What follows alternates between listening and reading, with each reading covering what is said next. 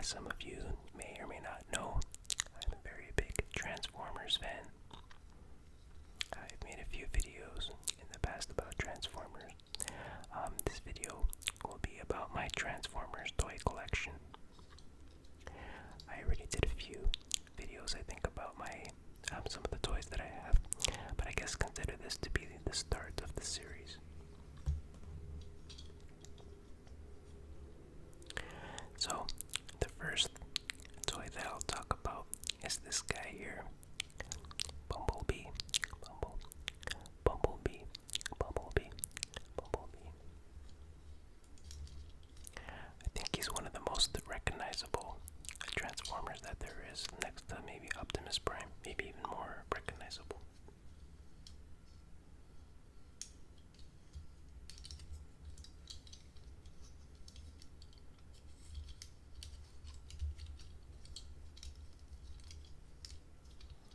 So, I'll give some information that I dug up about each character or each toy, and then I'll transform him, show you how he transforms.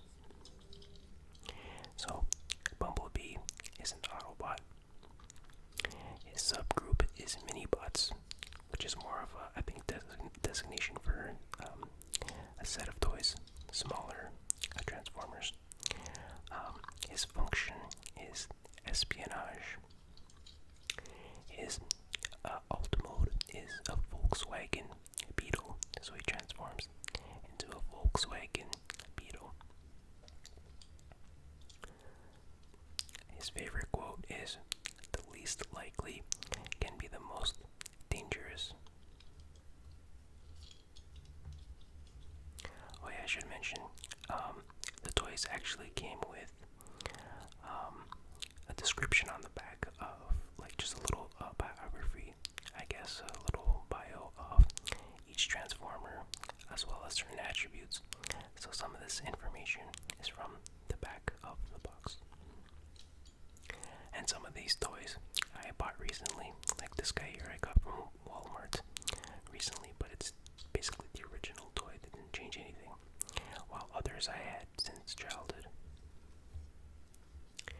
So here's the bio of Bumblebee that it shows on the back of the box. Small, eager, and brave, Bumblebee acts as a messenger and spy.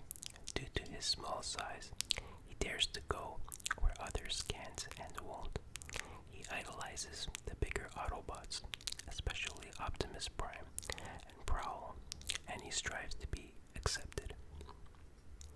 He is the most energy efficient and has the best vision of all the Autobots. Really? I didn't know that.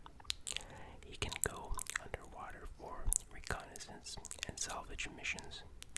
Although physically the weakest Autobot, his stealth more than compensates for his inadequacy.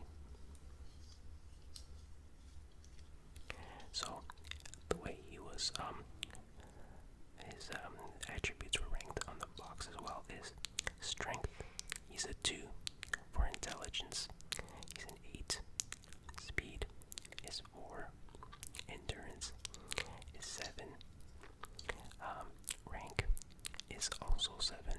I'm not sure what they mean by rank. Courage is 10. Firepower 1.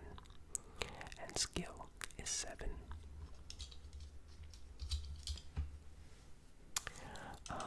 The toy came out in 1984. By the way, a lot of the Transformers, maybe all of them, were based on a Transformer toy line. So this was based on the Micro Change series under the name MC04 Minicar Robo. His first appearance in the comics was Transformers Volume 1, issue number 1, May 8, 1984, and that's by Marvel Comics. His first cartoon appearance was Episode 1, Season 1, titled More Than Meets the Eye, September 17th, 1984, voiced by Dan Gilfazin. So that's interesting because he appeared in the comic before he appeared in the cartoon, which is the case for a lot of the characters. Most people, when they think of Transformers, they think of the toys and the cartoon, but usually the order of release is the toy, the comic, and then the cartoon. Alright, enough information. Let's see how this guy transforms. Well, first let's examine his robot form. So it is a pretty cool looking little robot. The head looks pretty much like it does on the cartoon. It just looks kind of like one-dimensional when you look at it on its side.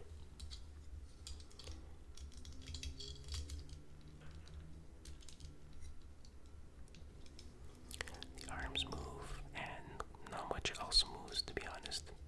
It stands up pretty well on its own.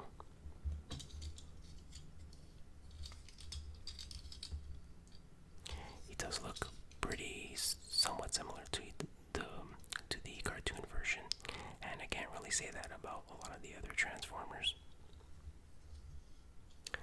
And he doesn't come with any accessories, no weapons or anything like that.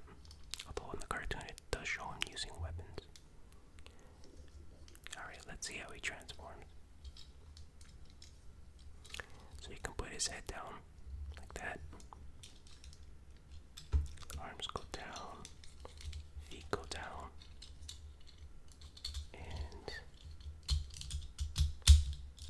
just push in the legs, and you push in the arms to the side.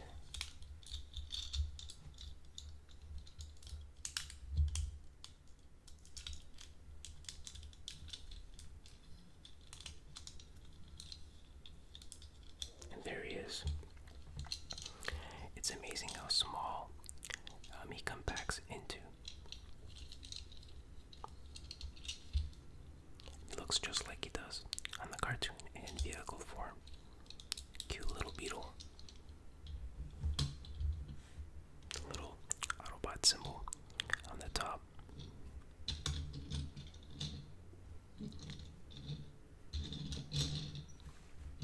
Rolls pretty decently.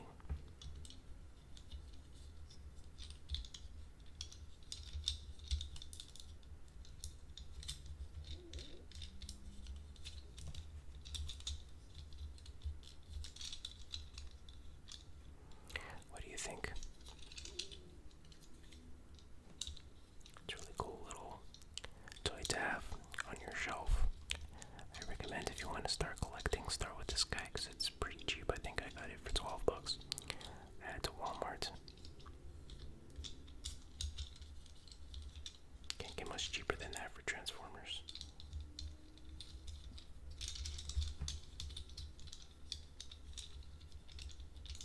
I like the sticker, the Autobot sticker on the top.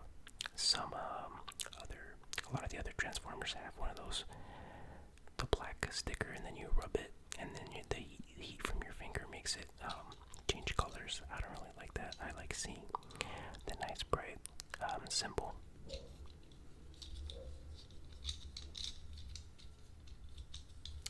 Okay, let me change him back now. Just pull out the legs. Look how much they extend out. That's pretty amazing.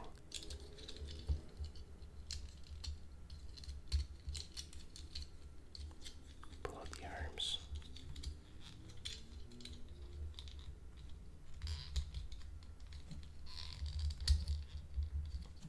I don't want to break it.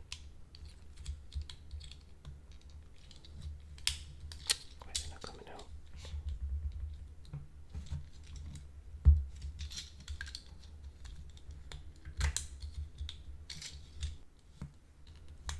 There it goes.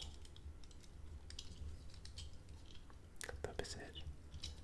There he goes.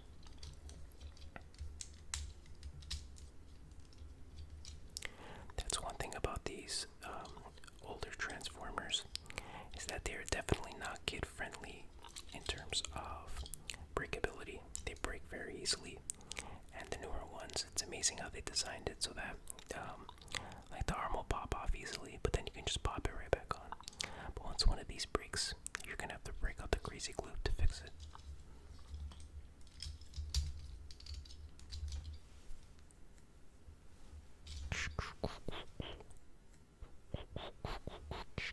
Okay, that's Bumblebee. I'll move on to the next one now.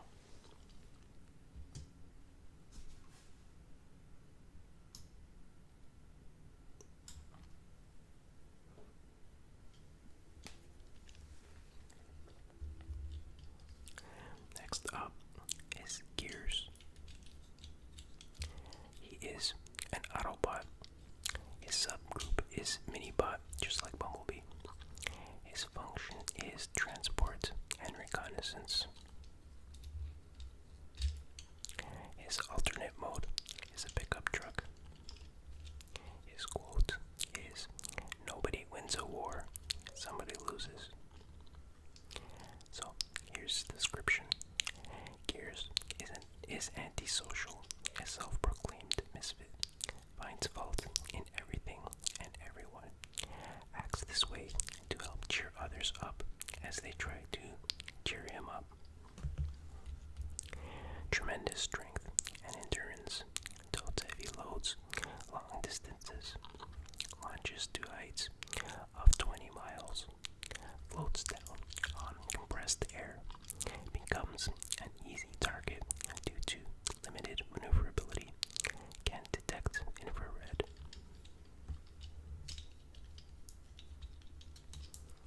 His strength is 8, intelligence is 7, speed is 6, endurance is 8, his rank is 6, and his courage is 9. Firepower is 1, and skill is 7. So the toy released in 1984, based on Micro Change series under the name Micro Robot 044WD Off-Road. His first appearance in the comics was Transformers Volume 1, issue number 1, May 8, 1984. Again, that's Marvel Comics. And his first appearance on the cartoon was Episode 1, Season 1, More Than Meets the Eye, September 17th, 1984, and he is voiced by Don Messick.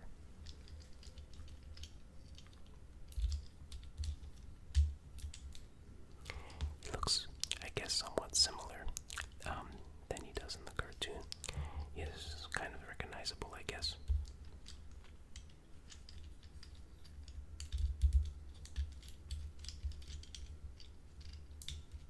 He has both versions of the sticker, so that's the regular sticker, and then this is the dark sticker that changes color that I was talking about. So if you rub it for long enough, rub,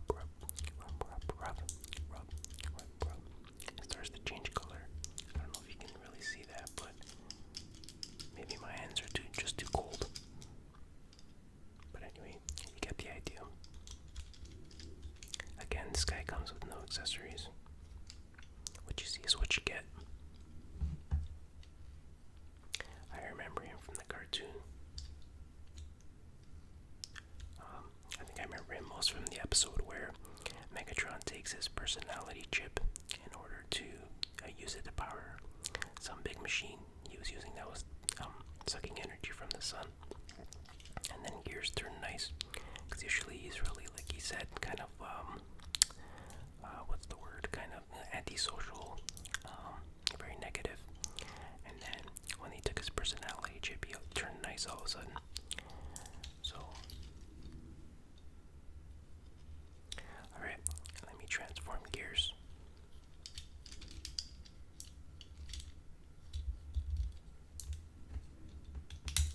Arms go in. Wait, is that right? Yeah.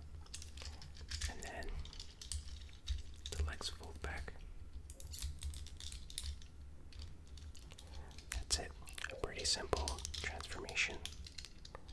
And he has some kind of pickup truck, I guess.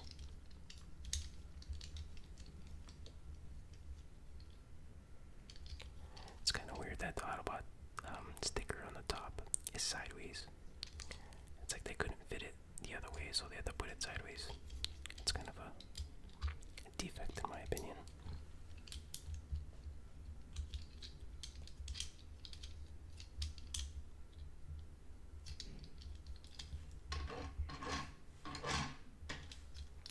It doesn't roll as well as the Bumblebee toy. His wheels are plastic where Bumblebee had rubber tires.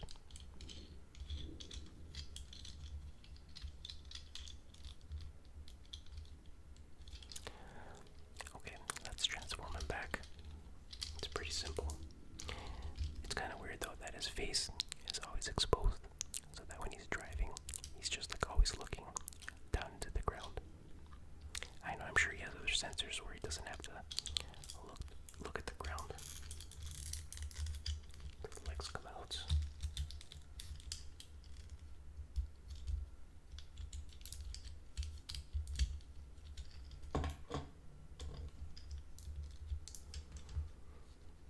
Pretty decent looking toy. Nice and sturdy. Stands easily. Easy to transform. But he kind of looks more like a GoBot, if you ask me. Which just leaves a bad taste in my mouth.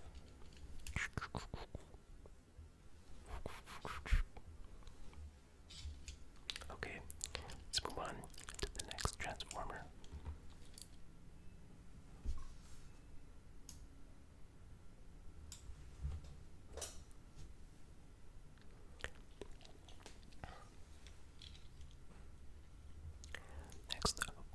Next up is Swerve. And if you think he looks familiar, you're right. He's basically based on the Gears toy. Just different color, different face, some different features. But it's pretty much the same thing. So, Swerve is an Autobot, and he's also a mini-bot. Its function is metallurgist. Is that how you say that? It's not a word that I've ever had to pronounce out loud. Whatever. His alt mode is a pickup truck. And his quote is, "Molecular structure is the window to understanding." And here's his description. If Autobots had driver's licenses, his would be revoked. A menace on highways, doesn't pay attention to where he's going or to the orders he's been given, easily distracted by anything, and sensors can determine physical and chemical properties of metals. Goes 120 miles per hour, range 500 miles in car mode, gets into lots of accidents. Sounds like some people I know. His strength is 6. His intelligence is 8. His speed is 5. Endurance is 8. Rank is 5. Courage is 6. Firepower is 1. And his skill is 7.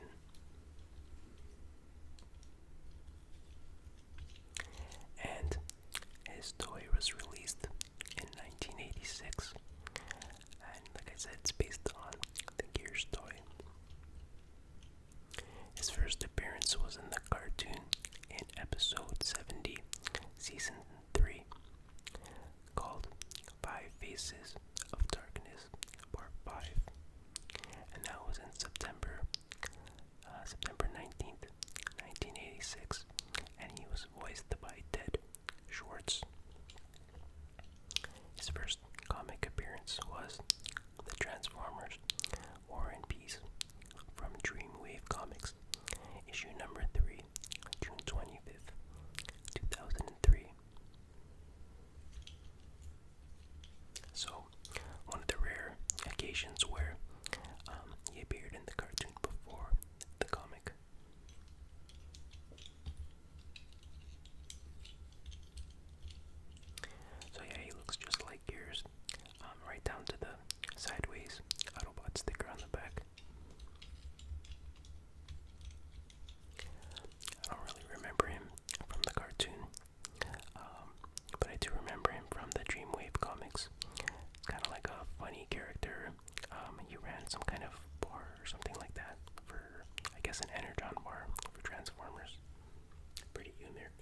his character.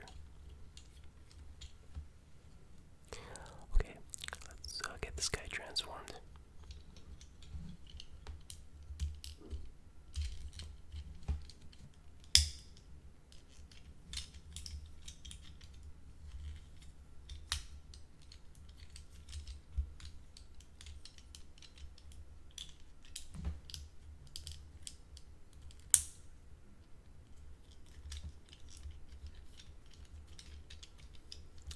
That's all there is to it.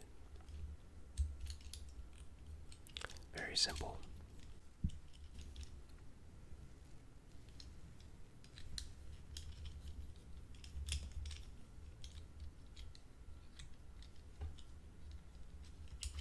Alright, let's change him back.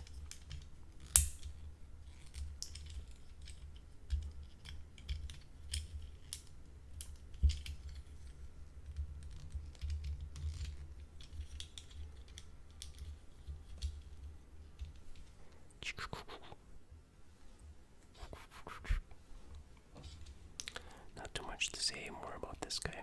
Pretty much exactly like yours. Okay, next up is Warpath.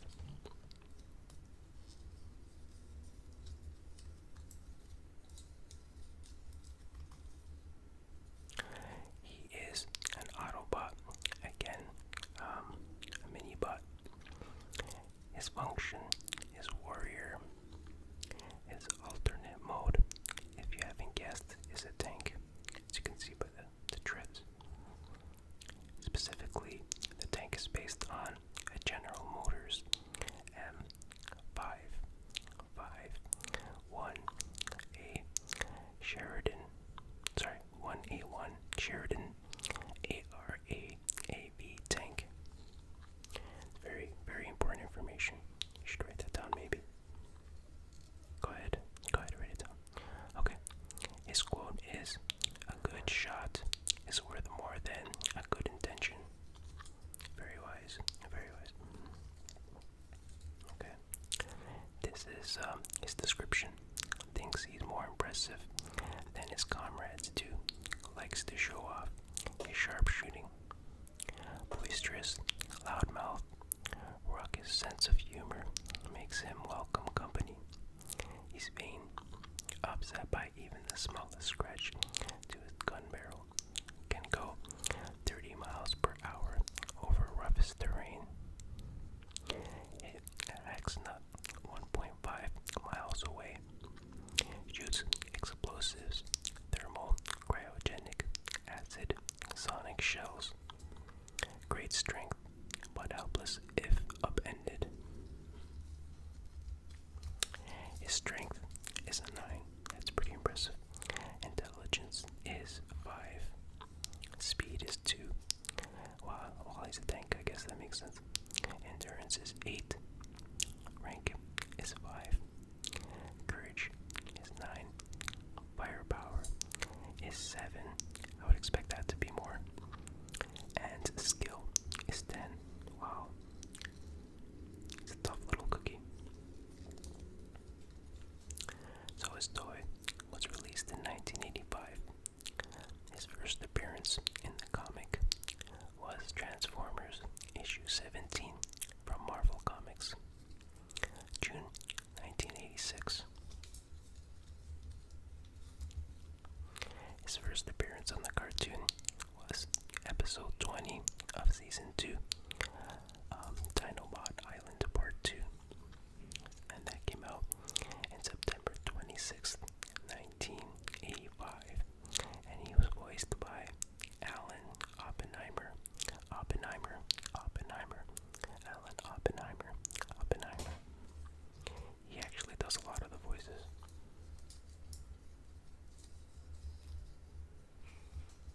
I remember him from a few episodes, the Dinobot Island episode, and especially the Golden Lagoon episode, which is just absolute classic.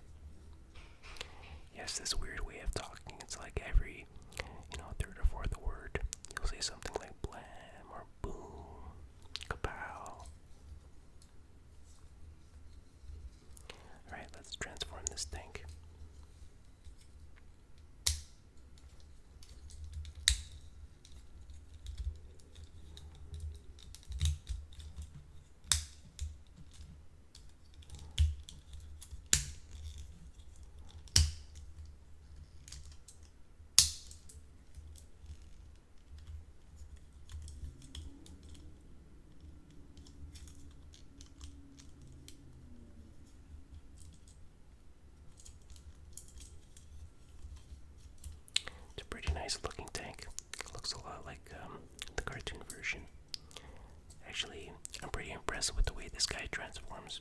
It's a lot of moving parts for such a small transformer. And it's funny that he's so small, because in the cartoon he's, pretty decent sized. But the toys don't really correspond to how big the characters actually are.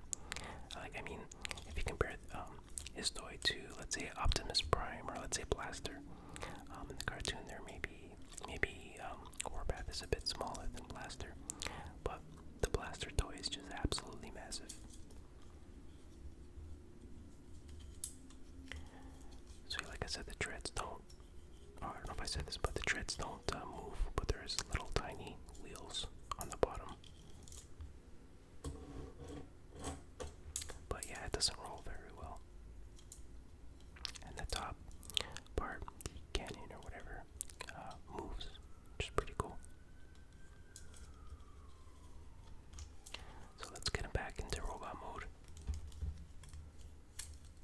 That's the first step. Okay.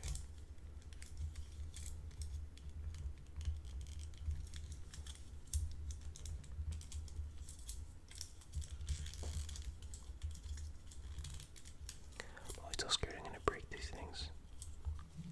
Do I have to get his arms up first, or what's going on here? What am I doing wrong? There it goes.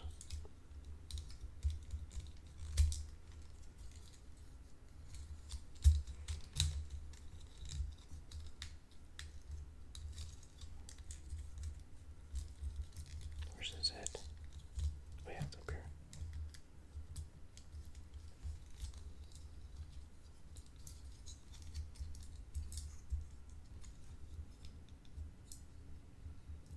In robot mode, he is recognizable. It's got this, the gun sticking out of his chest, so it's kind of hard to not recognize him from the cartoon. Pretty decent toy. Again, not a bad purchase. It's only $12 at Walmart.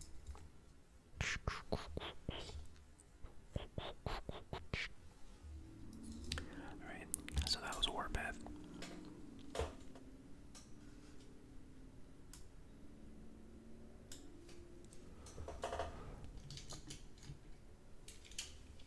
Next up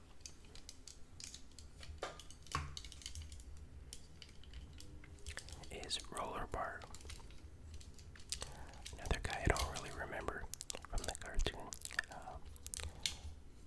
Really simple, basic toy. Makes pretty nice sounds. I don't know if it's how it's coming off through the microphone, but it's got the sticker, the rub sticker on the front. So yeah, let me read a little bit about him. So Rollbar is an Autobot.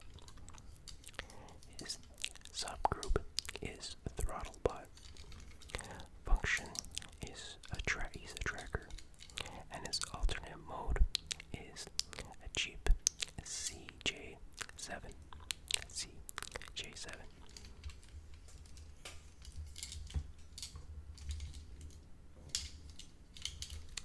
And his quote is, "When the going gets tough, the tough get driving." It's a wise little dude. I don't know if my camera's focusing on these transformers properly. I hope they are. So this is his description. Impulsive, loves to take chances, puts his life on the line, speaks in corny, macho cliches, which unintentionally elicits laughter from the other Throttlebots. Extremely agile in Jeep mode, can go into flips and rolls with very little loss in speed.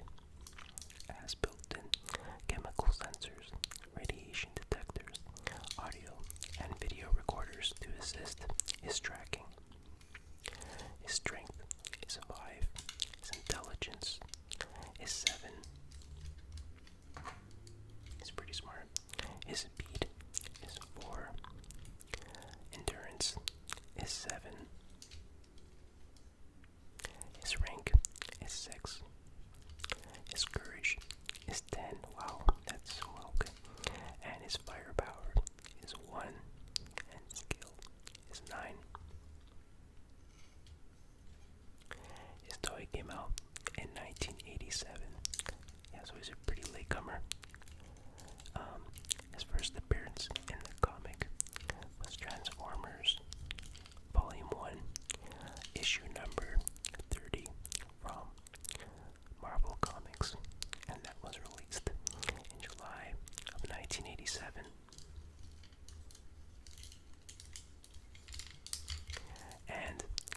His first appearance in the cartoon was episode 96, season 4, The Rebirth, part 1, November 9th, 1987, and he's voiced by Dan Galvatron. The thing about this guy is, that I always thought looked so cheap is that he has no arms, basically. I mean, he's got these little flaps with like fingers carved into the arms, but these are like part excuse for arms.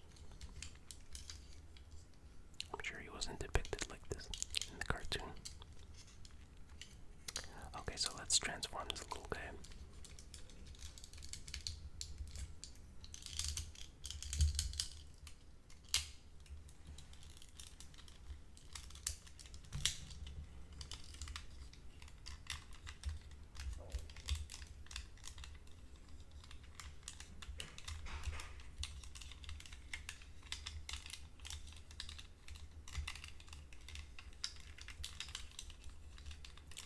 Pretty nice looking Jeep. Pretty simple to transform. He makes nice sounds just by handling him when he's in Jeep form. Now I think that the throttle bots, the whole gimmick with the toy was that they were a wind up, so this guy is a wind up. Still works. I had this for many years. This is like one of the original, or is it? Let's see. Yeah, 1986. Wait a minute. Okay, there must be a mistake here then, because this one says 1986, but my information says 1987. So, yeah, one of us is wrong. And that's obviously me.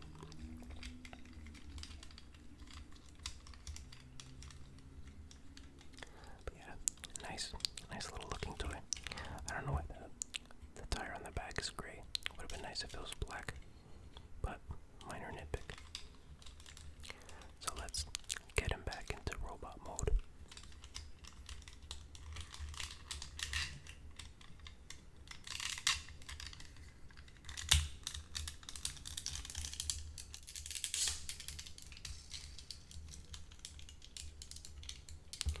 He needs to visit Ratchet and get his joints oiled up a bit. It's a little bit squeaky.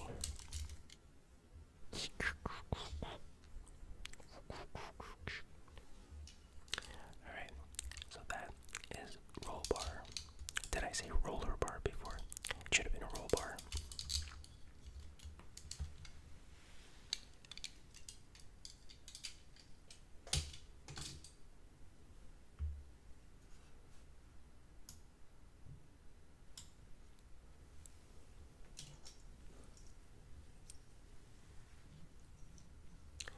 Okay, next up is Beachcomber.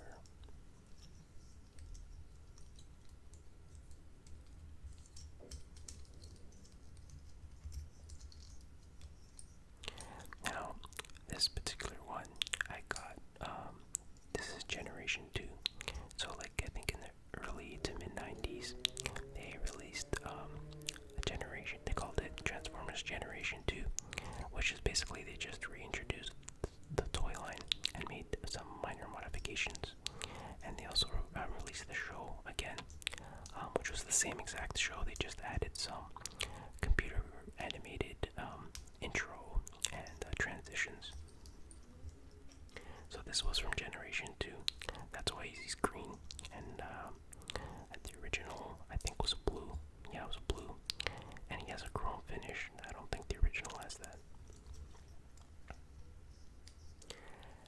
And well, I'll talk about that later, but there should be rubber on the tires here. But anyway,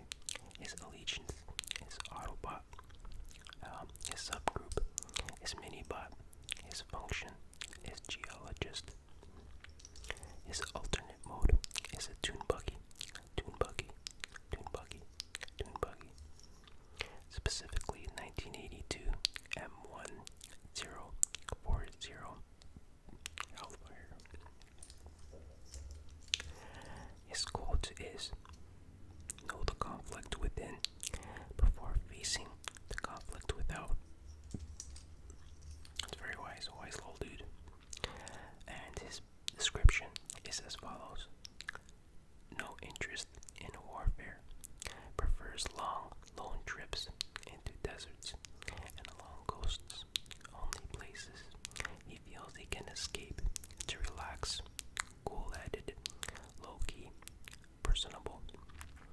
What Earthlings call laid back, fights when called upon, despite anti-war feelings. Range of 800 miles, can go over very rugged terrain. Sensors can determine chemical composition of land and find needed resources. Susceptible to mental stress. I feel bad for him. His strength is 3. His intelligence is 9. Speed is 5. His endurance is 9. His rank is a 6. Courage, 6. His firepower is 1. And again, he comes with no weapon. And I remember on the show, one episode he was shooting out of his hands. And his skill is 10. His toy was released in 1985. The cartoon, his first appearance was episode 29, season 2, the Insecticon Syndrome. Insecticon, that sounds good, I think, which was October 9, 1985. And the comic, his first appearance in the comic was the Transformers issue number 17 by Marvel Comics, which was June 1986. So again, this guy came out first in the cartoon and then the comic. One of the best episodes, I mentioned it already, was the Blue Lagoon, and the Golden Lagoon, and he was kind of an important player in that episode, and that's the episode I remember him the most from. Just a very chill dude. He had that very calm voice. He probably made ASMR videos on his spare time. Alright, let's transform this guy. So the head goes down as usual, like that. Legs go back. And the hands just get pushed in, with the arms to the side. And that's about it. Like I said, there used to be rubber on the tires, so they bit the dust. I don't know what happened to them.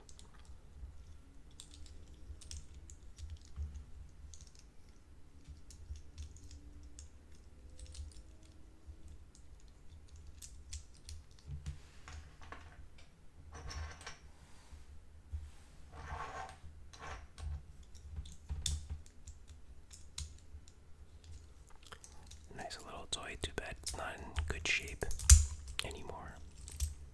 But yeah, if I see him at the store in new condition, obviously, I'd probably buy it again, just so I have a nice, nice looking copy of him. And I think I like the blue finish better. I mean, the chrome is cool, but I don't know about the green color.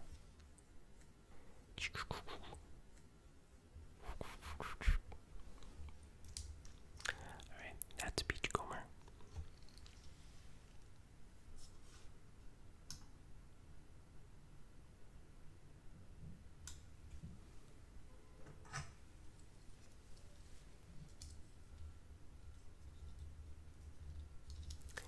Next up is Seaspray. Seaspray. Again, this is a Generation 2 re-release. You can see he has the chrome finish, but I think the color is the same. But yeah, from what I remember, his feet or whatever, his legs are blue and his arms are blue. I could be wrong though. Can you guess what he transforms into? It's got the little propellers that move on the back. It's a nice touch. But really, there's not much to this guy. I mean, his arms move, and that's about it. And the propellers. Okay, so Seaspray is an Autobot of the subgroup Minibot. His function is naval defense, and his alternate mode is a hovercraft.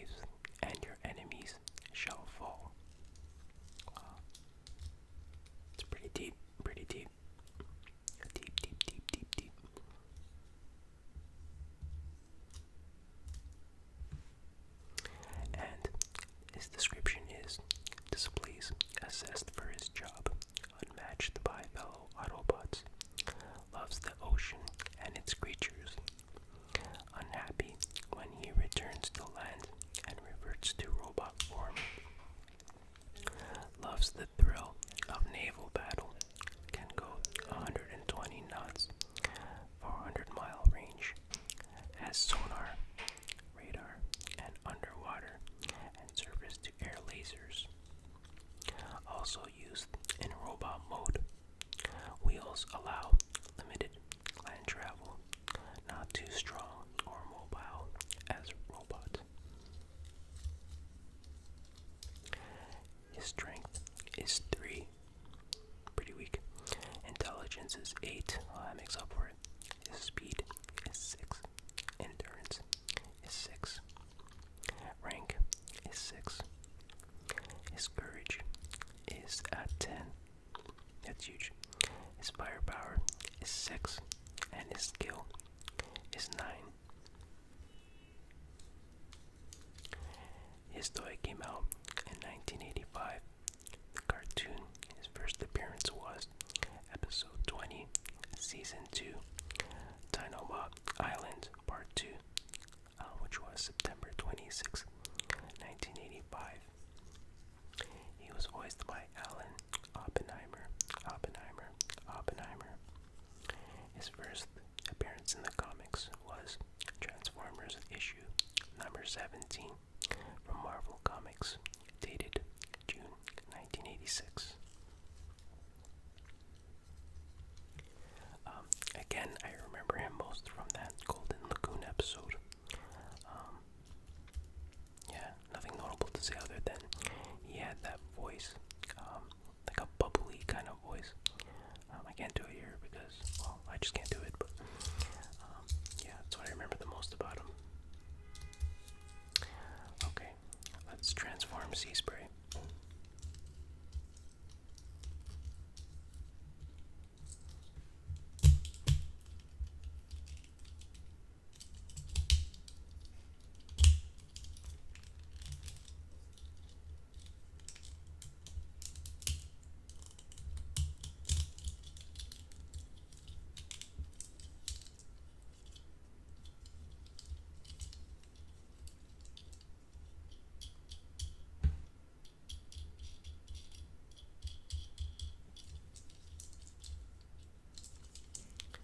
So yeah, there is hovercraft. He has little cheapo wheels on the bottom, and I'm not sure if he floats. It would be nice if he would float, but it just doesn't feel like it does. Looks like there's also missing not glass. I mean, obviously it would be plastic, but it's supposed to be glass on the front, or maybe it's just supposed to be open like that. I don't know. And the sticker is missing here. But that's what happens, man. Okay, let's get him back into fighting form.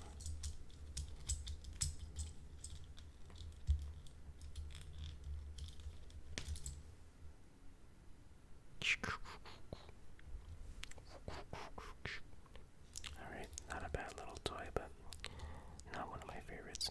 I wouldn't recommend it unless you want to collect every single Transformer. But if you want to do that, well, good luck with that. That's all I can say. Okay, that'll be it for this first edition of my Transformers collection. And to be honest, it was a very awkward episode to film just because my camera's set up. I gotta think of something better because it's a little bit uncomfortable, but that's my problem, not your problem. But if you do want to see more of these videos, let me know, and because I have some more Transformers to show you guys. So anyways, take care of yourselves. See you guys next time. Bye bye.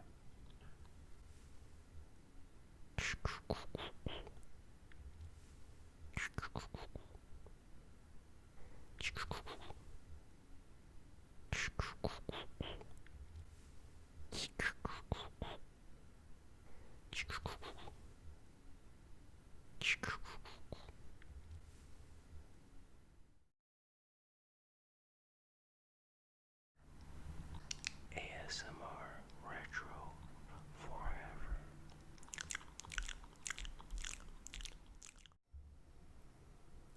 Hey broskies and broskets, welcome back to another ASMR Retro. Today I'm going to review this action figure. It's a Transformer Optimus Prime, as you can see. And I thought this was going to be a pretty simple video, but man, this was a pain to set up. You can see this backdrop here. Leopard print backdrop. It's covering my computer monitor. But yeah, that's what I call retro because, well, not only is it fashion retro, but I had that since I was a kid, and went to the beach many times with that blanket. But anyways, I'm getting off track here, and excuse the awkward angle. It's just how it's got to be. So yeah, this is, as you can see, Optimus Prime, and it is part of the. It's a toy from the Transformers Siege War for Cybertron trilogy.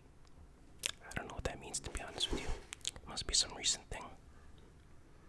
I'm more of an old school Transformers guy, and this is gonna be tough to transform. I tried transforming it already, and it took me about like 37 hours to transform it. No lie, I measured it, I timed it.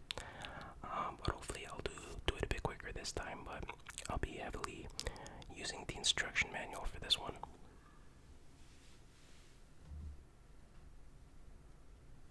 So first, let's take a look at the toy. I mean the action figure.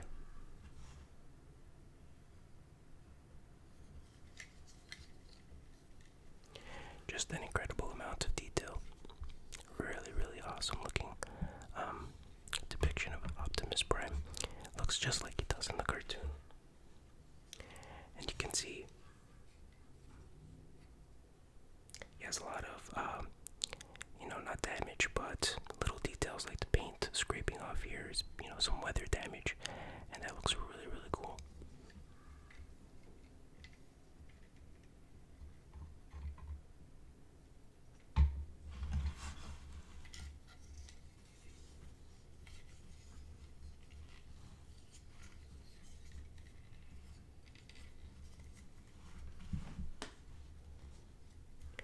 See, there's lots of points of articulation.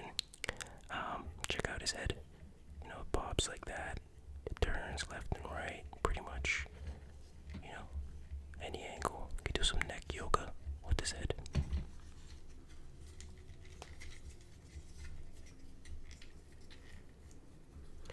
The arms pretty much have full range of motion. They bend. The elbows and shoulders, go all the way around or whatever. So that's really, really cool. And you can see the legs, go out to the side. The knees bend. Pretty much, if you do animations with toys, or action figures, sorry, this would definitely be the right toy for you because it's very posable. It's got a nice weight to him too.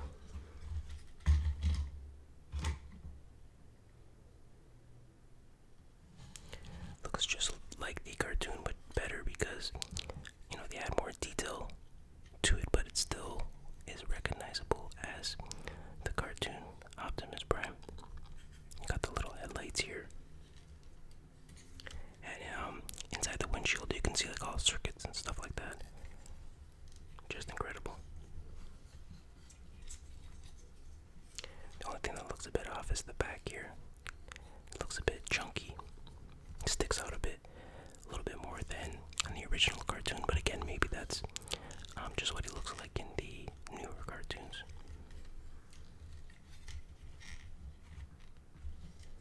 And this gun looks as it should. The classic Optimus Prime gun. He also has this cool axe. The head of the axe looks really awesome, but the only thing I think looks cheap is the handle. It looks kind of like those toys where it's just like the pieces are still in like this plastic frame and you have to like punch them out or whatever. That's kind of what that looks like to me.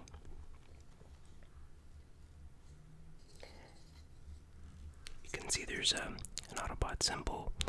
I guess it's embossed in there. Is that the right word, embossed?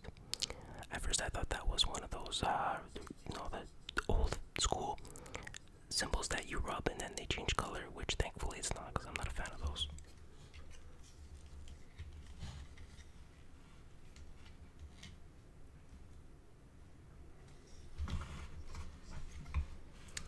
Okay, it's time to try to awkwardly transform this sucker.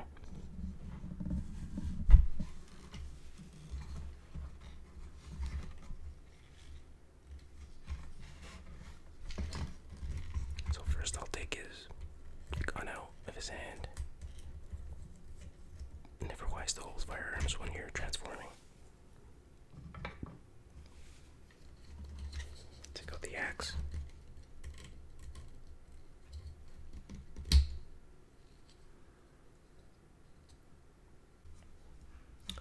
Okay, I'm a genius here. I realized I had it transformed wrong. This part was flipped around to the back, so that's kind of confusing me. Anywho, I think I got it right now. So, you flip these legs around like so.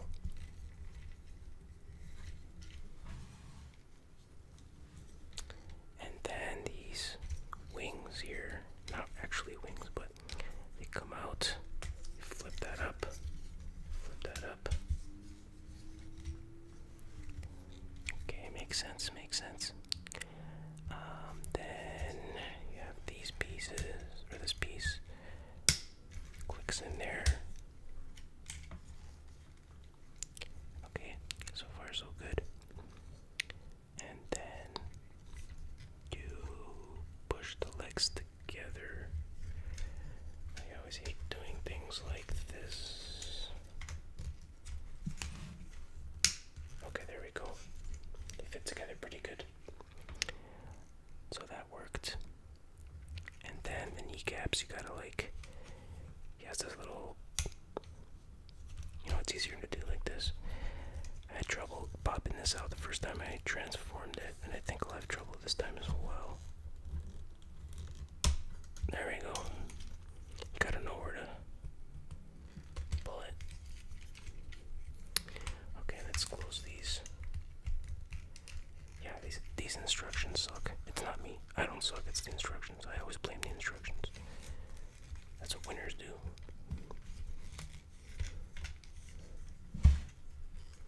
Okay, it's good enough for now.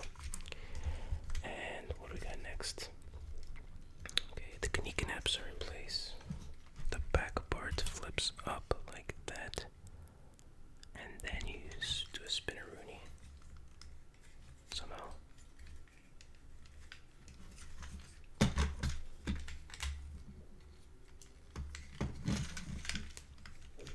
Sorry if that sounded loud. So you do a spinneroonie, and then the legs, put these out of the way. The legs fold back. The legs fold back, and then close up his toes and his heel. Like so.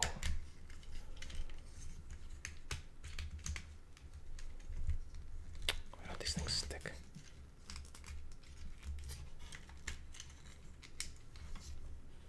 Okay. Okay, as far as the front goes, we need to swing out this bottom piece here. You can see his headlights.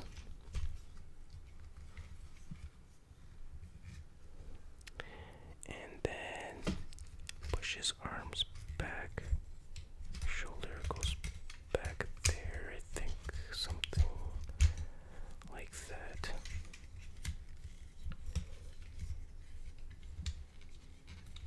Told you this was kind of tough to transform. Try not to break this thing.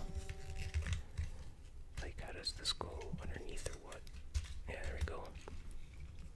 Okay. Kind of see what they're going for here. Looks like he's in a lot of pain, but okay. Arms go back like that, and then the wheels on the prime. Hold on, this is in the way here. The wheels on the prime go down. Oh. I think you have to not break it. This is a good tip.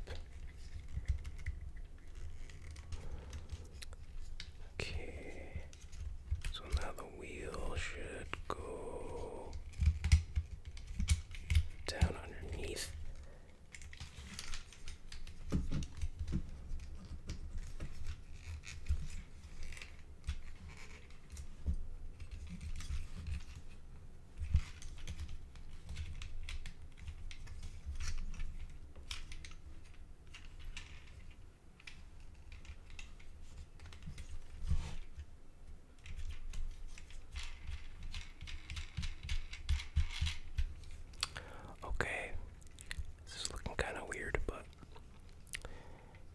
best.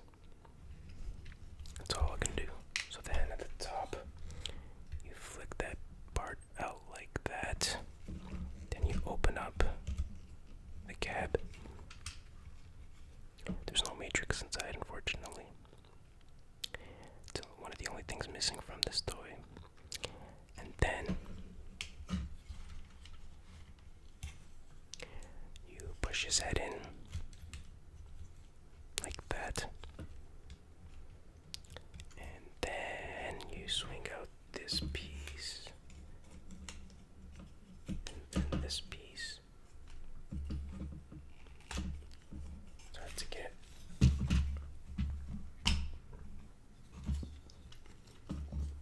Okay. Okay, so far so good. You with me so far? 'Cause I'm not with me. Okay, what the heck is that? This part always confuses me, so something here has to do. Oh yeah, this flips up on both arms. Okay, flips up like that. And I might have to take a break. It's getting too intense. And then,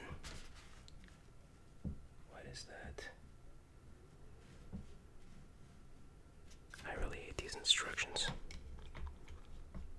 I think now the arms go into place. Like the forearm, you just push it into the side.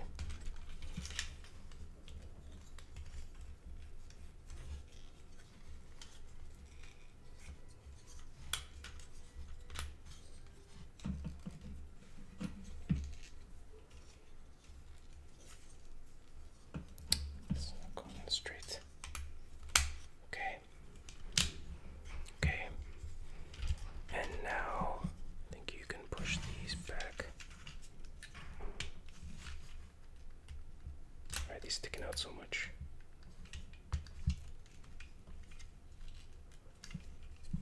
What happened?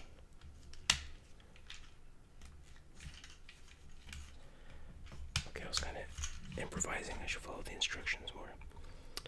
Okay, did that. Oh, I see. So now this piece comes down. Something don't look right. Something definitely isn't right here. So, hold on. Oh yeah, I gotta. See, I improvise this. It has to go back. This has to go.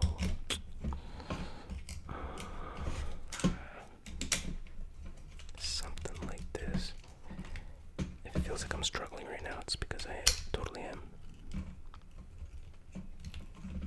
Okay, so now this has to click somewhere.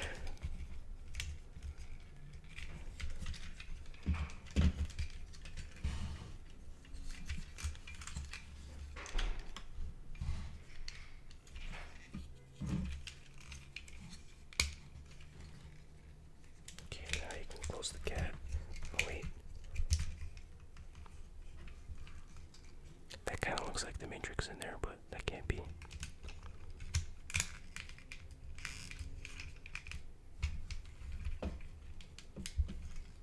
This cab barely closes. Probably means I didn't do something right. But you get the idea.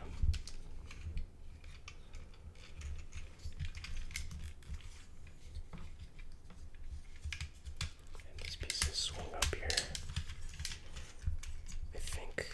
Oh no, wait. That should be last. No. Let's see. Yeah, let's get the wheels in place first.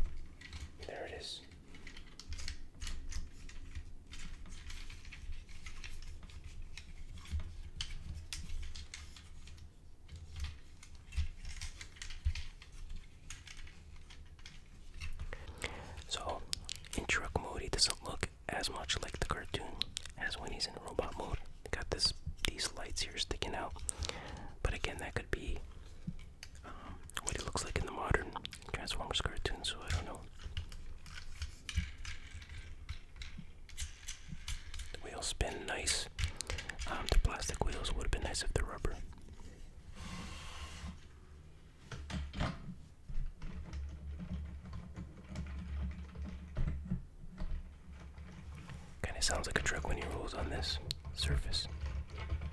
Like a truck engine.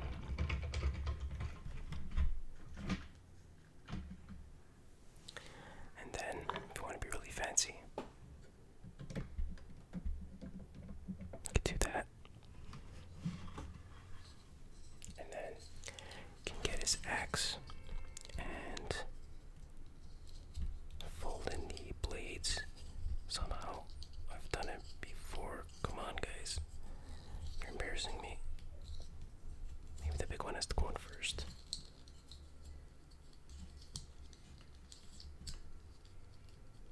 Yeah, there it goes. And then fold up that piece there.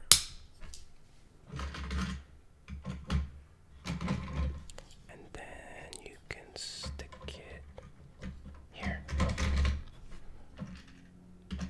Not sure what function that has other than it looks cool.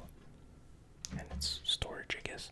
I mean, it's where he stores that axe. Oh, and by the way, the axe could also be used as a shield, I think. I forgot to show you that. Yeah, I can.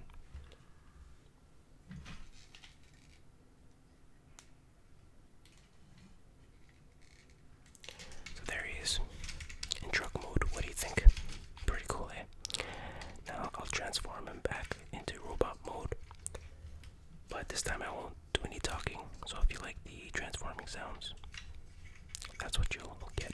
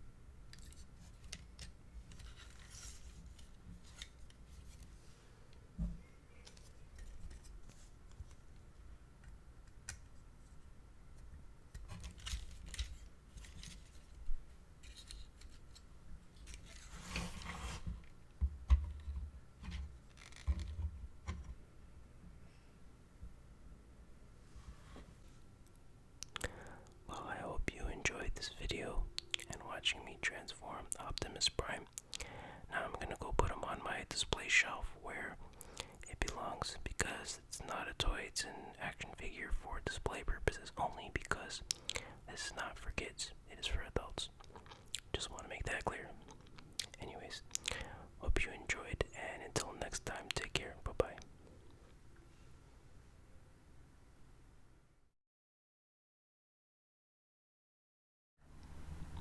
ASMR Retro Forever. Transformers roll call. Galvatron. Blaster. Soundwave. Optimus Prime. Hey guys, welcome to another ASMR Retro. Today is another Transformers toy collection video, and I have some nice ones for you today. It's a bit of a weird setup that I have. Hopefully this is gonna work out, but anyways, some of these toys are very loud, very clicky, so again, I don't know how that's gonna work, but I'll try my best.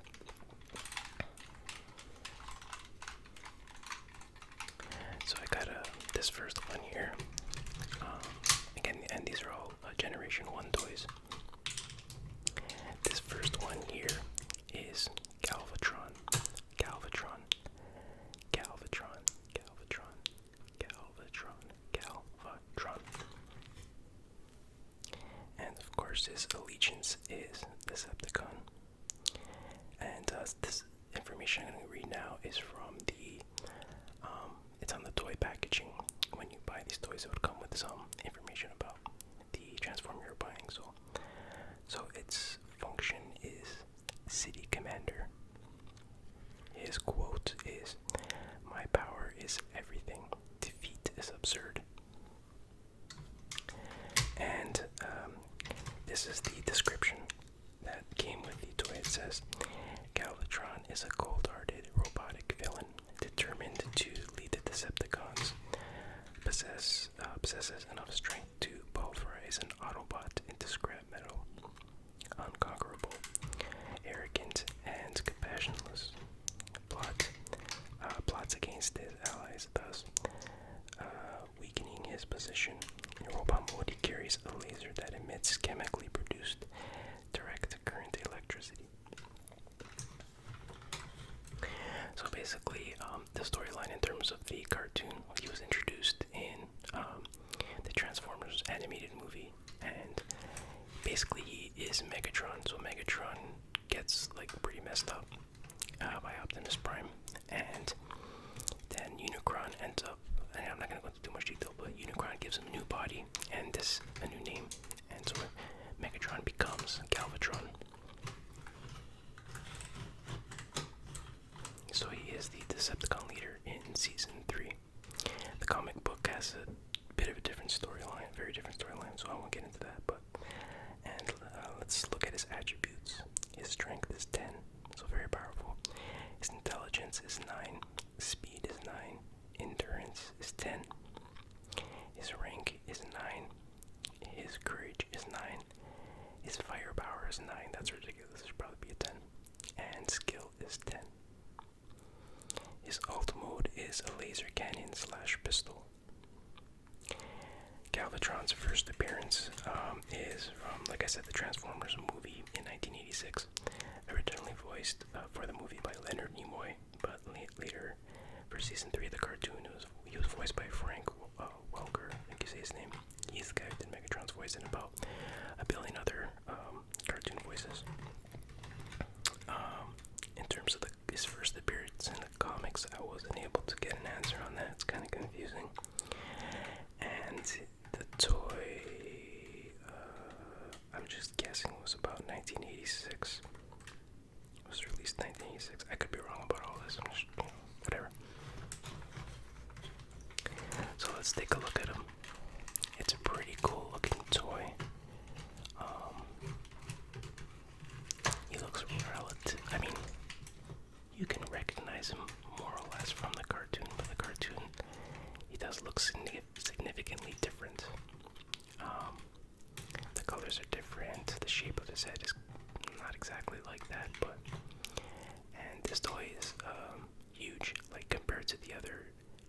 Transformers, and they're not accurate in terms of scale, like compared to other Transformer toys. But he just seems a little bit unnecessarily big because, like Optimus Prime, for example, is a lot smaller. He's like that big, right? So, or maybe like that, or something like that. But anyways, yeah, pretty cool looking toy nonetheless. Very sturdy, stands very well.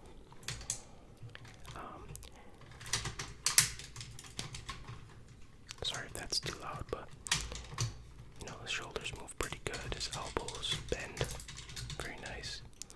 Not really much articulation at all in the legs, but still gets the job done. And of course, he came with a big cannon on his arm, which also becomes sort of the muzzle of when he's in laser cannon mode.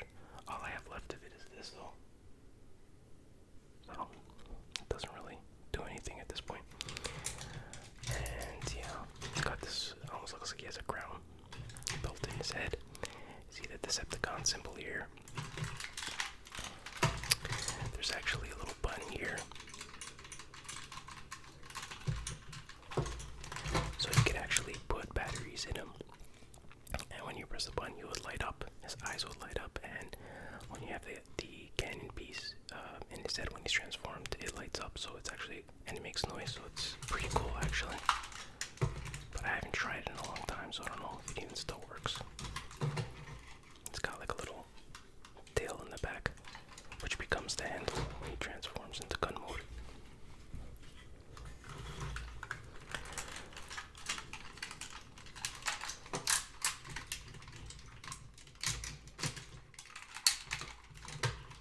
His legs do move like at the hip, like he's walking kind of, so it does move a little bit.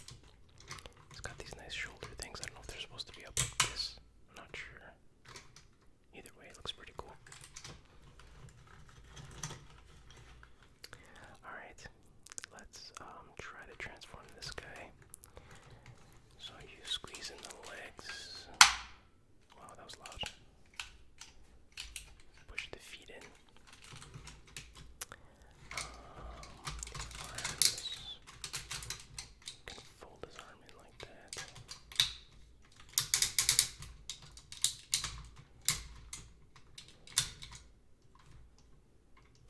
Okay, I think we can do this one as well.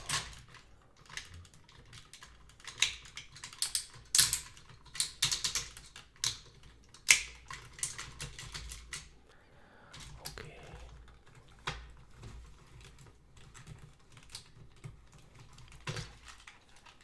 Okay. Now you pull his chest up, and then I think you spin it around like that. And then,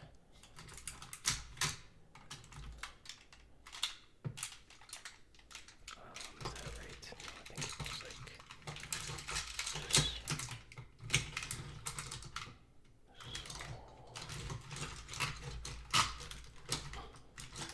My thing is right.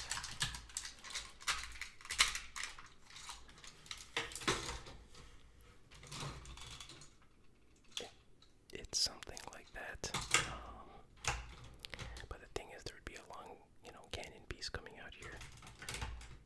I don't even know if I did this right, to be honest with you, but more or less, I think these go up like that.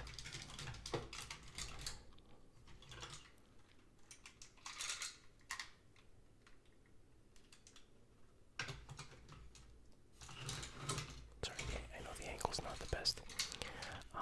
He also transforms into a gun. I'm not exactly sure how to do it, but it has something to do with this, because you can see there's a little trigger here, but I'm not exactly sure how that works.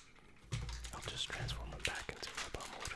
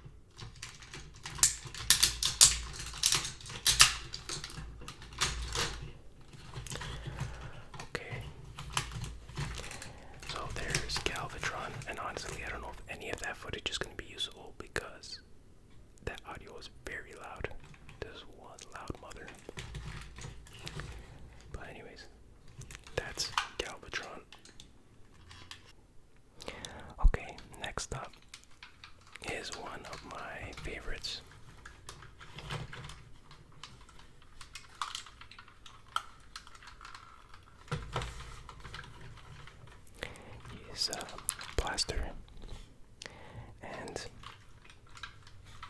I think most people recognize him. And he is his function is communications, and his quote is, "When the music is rockin', I'm rollin'." And here's his description: "Finds all Earth music interesting, but it's rock and roll, good, hard, and loud, that really sparks his circuits in the forefront of any situation he's involved in.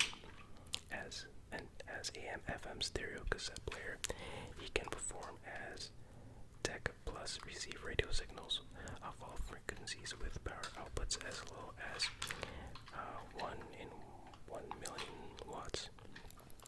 Acts as Autobot Communication Center, can transmit up to 4,000 miles. Carries electro scrambler gun that disrupts electrical devices. His strength is 8. His intelligence is 8. His speed is 2. His endurance is 8. And his rank is 7. Courage is 9. And firepower is 7. And skill is 8. It seems like a kind of a high firepower rating, but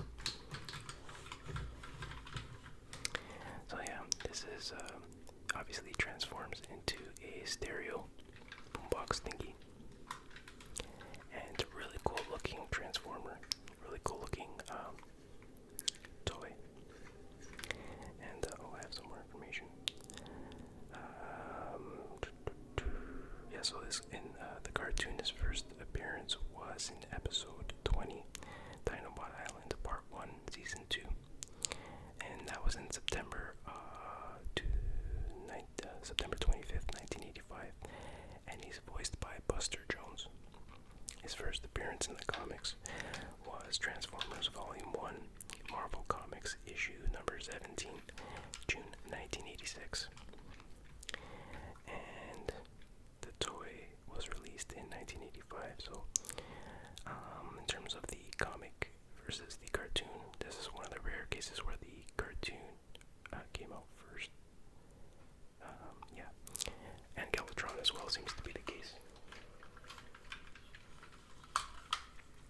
So just a really cool character, cool voice in the cartoon, and the toy looks really cool. He's got that big, blocky robot feel, and it stands very well. Like Galvatron, he's a little bit oversized, but that makes sense because when he transforms into a radio, you don't want it to be too small, right? It's not going to look like a radio. Let's look at his back. See here, it says 1984, and my notes say 1985 for the toy release, so again, I don't know how accurate my information is. Okay, so you see the nice Autobot symbol here, and there's another one over here. Kind of a weird spot to put a Autobot symbol that you have to rub, but whatever, I'm not going there. So he's got the speakers on his legs. Alright, let's transform him into his robot mode. So the head just twists around like that, pretty simple.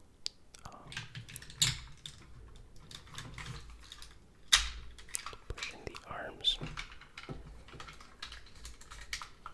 like that. Okay, so far so good.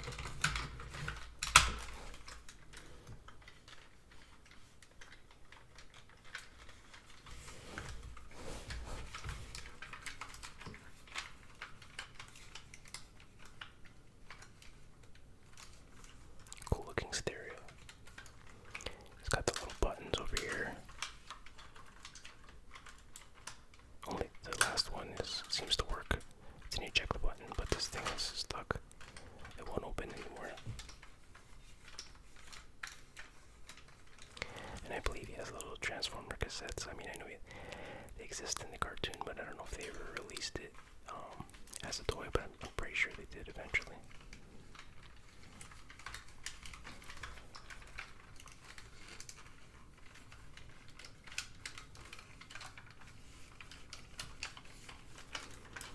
Just really cool. Almost looks like a real boombox. I think they might have released a version that does actually play music. And you can see a little on and off switch here, but it doesn't even move. I don't think it does anything in this model anyways.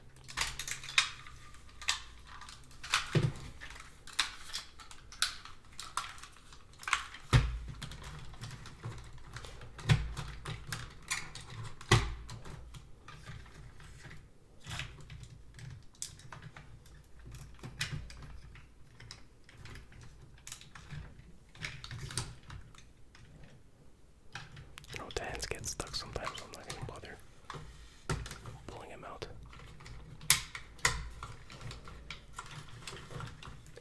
But there's Blaster. And yeah, pretty cool toy. I just happened to be in a not a bookstore, comic books shop the other day, and they sell like all these old toys and stuff like that. And I saw this toy here, not this one, but I saw they were selling Blaster for $300, which is crazy. I mean, it was in a way better condition than this, which makes me wonder if it's actually legit, but yeah, they go for quite a bit apparently. But then again, that's a comic book shop. They tend to kind of have ridiculous prices.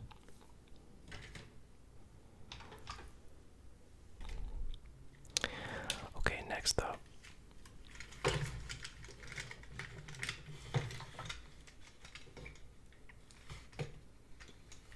This is another classic Transformers character. His name is Soundwave. And if you see some similarities to Blaster, you're right, he's basically the Decepticon version of Blaster. He also transforms into a boombox. And, but he was around first in terms of the story, and the cartoon and toys and all that.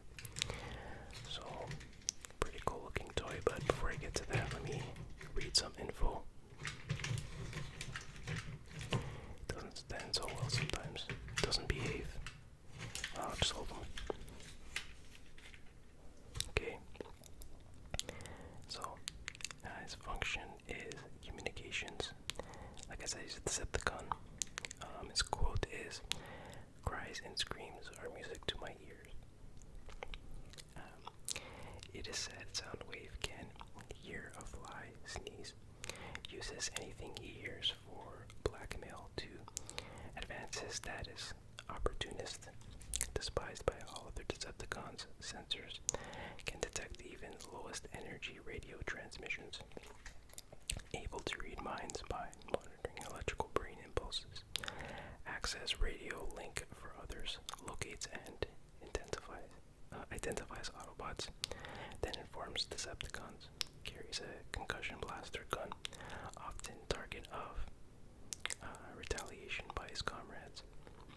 Strength 8, Intelligence 9, Speed 2, Endurance 6, Rank 8, Courage 5, Firepower 6, Skill 10.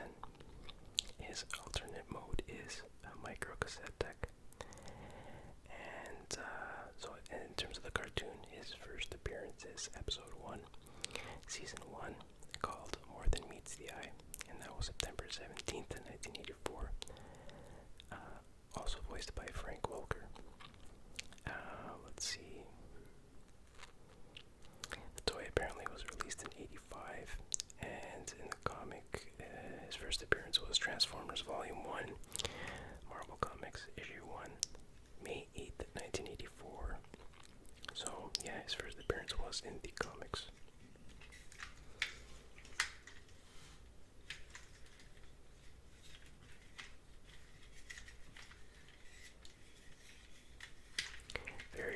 Very cool looking toy. I always liked this character in the cartoon. He had the distinctive way of talking, kind of like Dr. Claus. Yeah, and here on the back it says 1974 and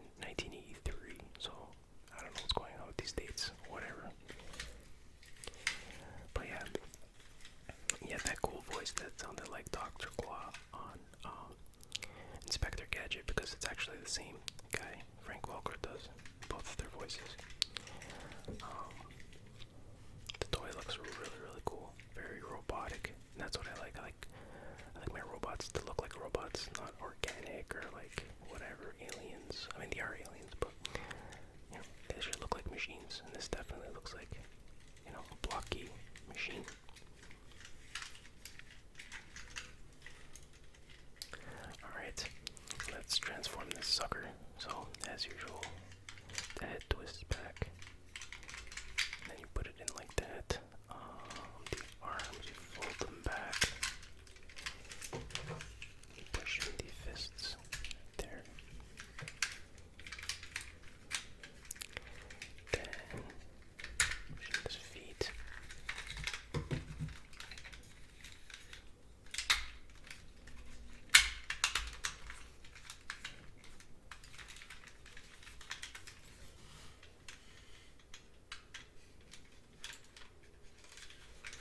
There he is.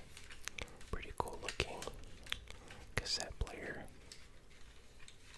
A micro cassette player to be exact. Oh, and he's got I guess it's a power switch. Oh yeah, and the little volume knob here. Nice little details. There's a little record / battery indicator. Here it says stereo micro cassette recorder. To record and stop button, play, rewind and fast forward. So a lot of detail, a lot of nice details. And it even has like a right and left indicators for the speakers, in case you forget your rights and lefts. And yeah, looks like there was a Decepticon symbol here, but I guess it fell off over time. And yeah, it's the coolest thing, or one of the coolest things, is when you press this button. Well, it's supposed to open, but I guess it got worn out. Uh-oh. We have a situation here. Little malfunction. Sorry about that.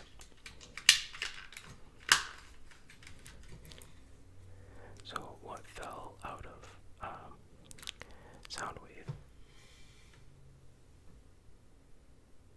is supposed to be a little micro cassette, but it's broken, as you can see. So this is actually, I can't remember if this is Rumble or Frenzy. The colors are different than they are from the cartoon for some reason. So I'm guessing this might be Rumble. Yeah, or what's left of him. His head's inside here, but it doesn't come out. But anyways, I won't spend too much time on him. Yeah, but just again, another really cool looking toy, both in robot mode and in alternate mode. And that's not always the case. Sometimes the robot mode looks really cool, but the alternate mode, well, usually the alternate mode looks like what it's supposed to look like. But sometimes the robot mode is kind of crappy. But this is very nice, and I like the size of them too. I think that if like the Galvatron toy is just too big to play with, so I don't know, I kind of like this size better. So let's get him back into fighting mode.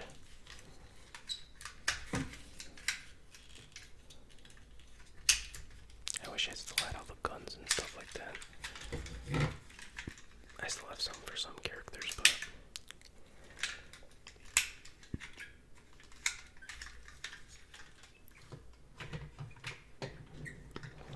and his gun actually, it looks like, and like that's how he is in the cartoon, and it looks like the toy's the same, where you can put the gun mounted on his shoulder. Pretty sure that's what you can do. There's a little hole here for that, so maybe the only complaint about this toy is that it doesn't stand very well. It's a little bit wobbly, but hey, in his old age, you gotta expect that. And his feet are actually metal. Back in the day, they used to put certain Transformers that have some metal pieces, so that's cool. Oh, and I forgot to mention, there's a little slot in the back. I think you can put a few cassettes in there, which is also very, very cool. So yeah, that's not Blaster Soundwave. Alright.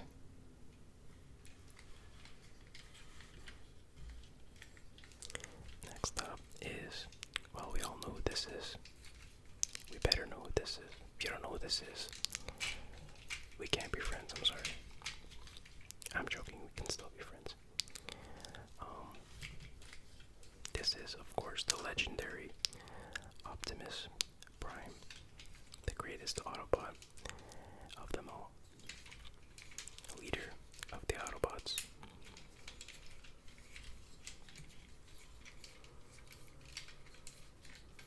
Hero to millions.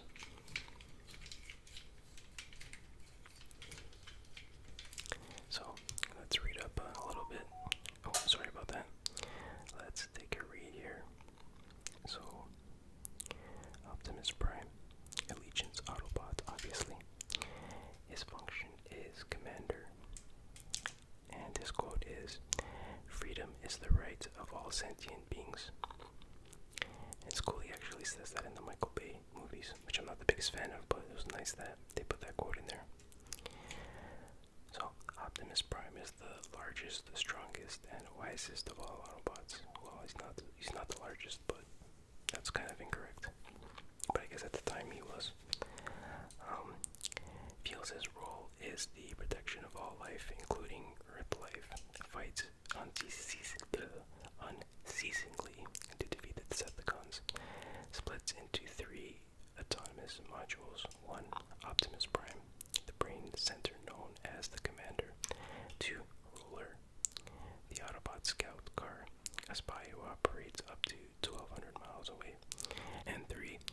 Autobot headquarters, the combat tech equipped with a versatile mechanic artillery robot. Injury to one module is felt by the other 2. Oh, that's interesting. I didn't know that. His strength is 10. His intelligence is 10. His speed is 8, which is understandable. He's a truck after all. And endurance is 10, and rank is 10. So almost perfect, except for the speed. Oh, there's more. Courage 10. Firepower 8, and skill 10.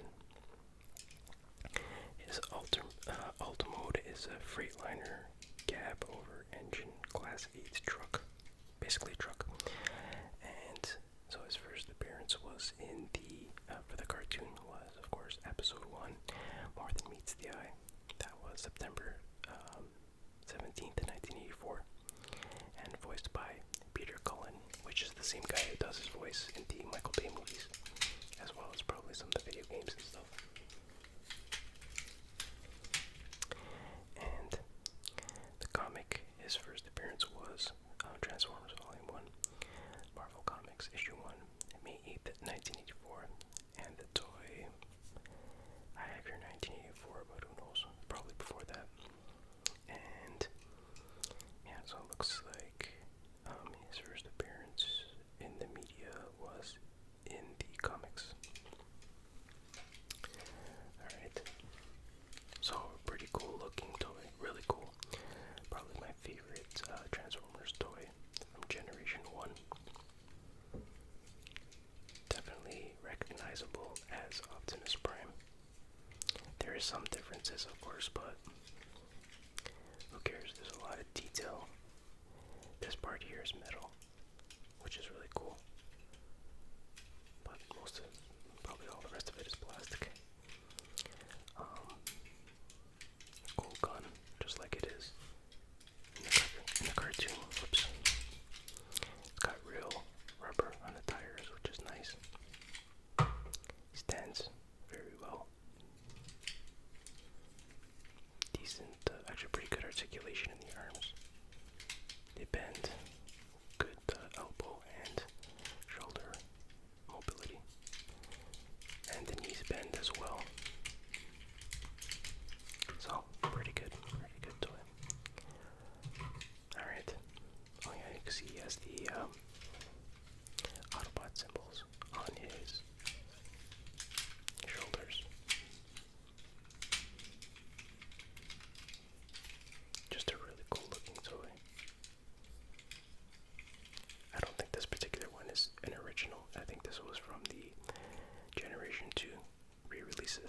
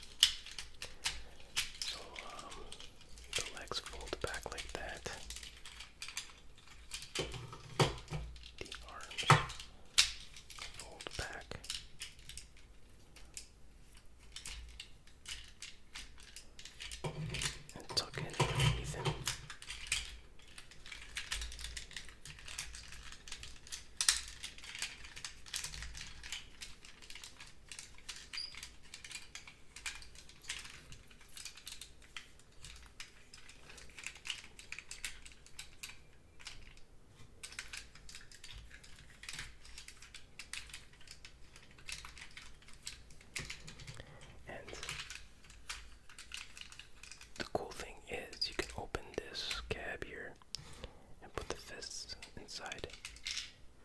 I know there's supposed to be a matrix of leadership, but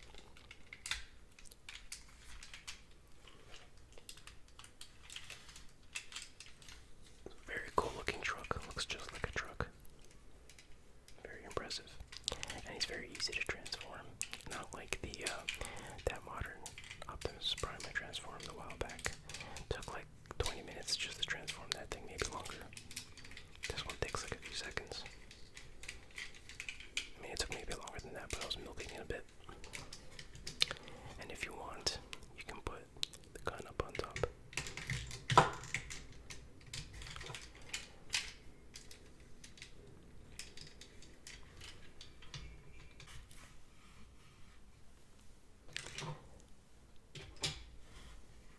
And here is the trailer piece. So yeah, this is definitely not the original trailer. This was the Generation 2 trailer.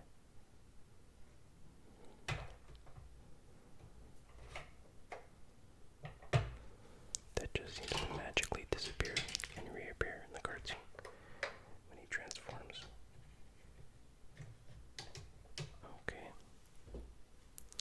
So yeah, that's pretty badass looking.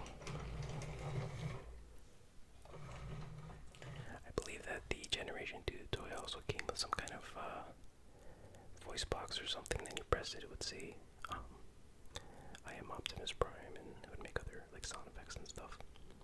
But that's long gone.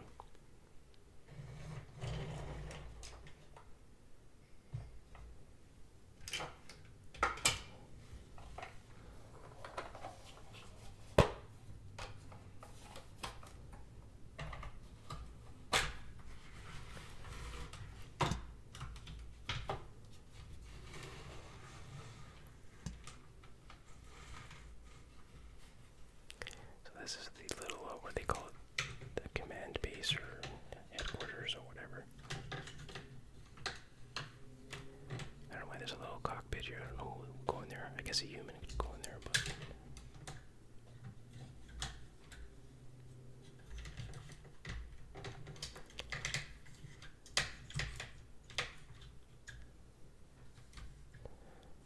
So that's pretty cool. And I'm missing the wheelie. It was like this little car thingy. They talked about it in his little description over here, but yeah, so Optimus Prime is definitely my favorite of the G1 toys. If you're gonna buy one G1 based toy, and I say G1 based because wasn't an original G1, but it's basically exactly the same, more or less. The trailer's different, but yeah, you know what I mean. If you're gonna buy one of these old Transformers toys, I would recommend Optimus Prime. It's just a really cool looking toy in both robot and truck mode, and might be a little bit more expensive than the other ones, I don't know, but it's worth the price if you want to have this in your collection. So anyways, I think that's all I'll go through today. But yeah, so I guess there's only one thing left to say, which is Autobots transform and roll out. Take care. Bye-bye. ASMR Retro Forever. Roll call. Mix Master. Bone Crusher. Hook. Scrapper. Scavenger. Constructicons merge for the kill. Devastator. Prepare for extermination. Hey guys, welcome back to ASMR Retro. I'm Retro in Disguise, or you can just call me Retro. Today I'm doing the Decepticon combiner group called the Constructicons, which were the first combiner group. They're a collection of construction vehicles, and they merged to form a huge robot called Devastator. They have different origins in the comic and in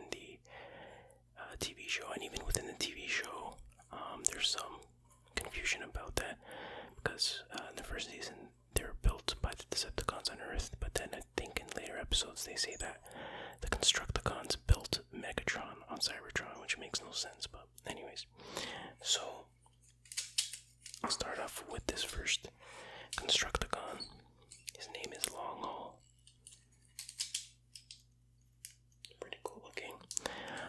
He is a Decepticon, of course. A subgroup is Constructicon. His function is transport, and his Ultra mode is a dump truck, and he is also the torso of Devastator. And it's kind of weird. I never really thought about it, but being the torso of Devastator, well, if it was a human being, that main function would be to make poop, and he's a dump truck, so kind of makes sense there from an anatomical perspective. Okay, and what else can I say about him? So here's his quote: "Is a battlefront is only as good as its supply line," which is actually, I think, a true thing. Well, it's debatable, but it sounds something that is true. And here's what his description is: "Unhappy with unglamorous role, but understands its importance.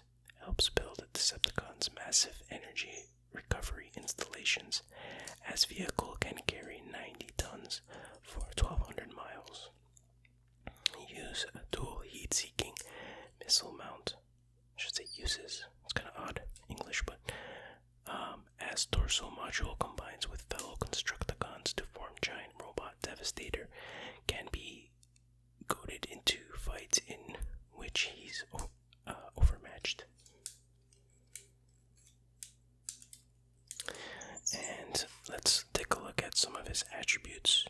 His strength is 9, which makes sense because he's got to carry all that heavy weight.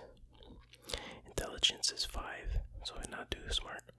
Speed is 2, which makes sense. Endurance is 9. Rank is 4. Courage is 8.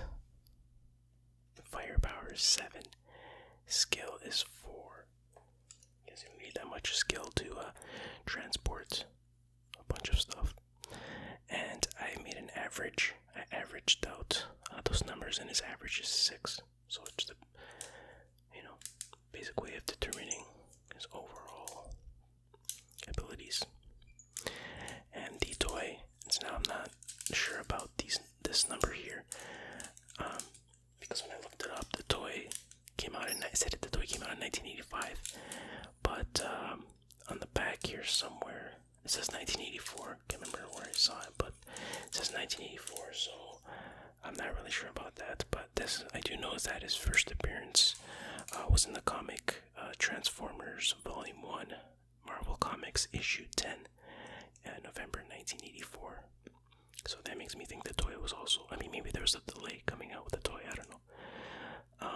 And in the cartoon, his first appearance was episode 14, season 1. The episode was called Heavy Metal War.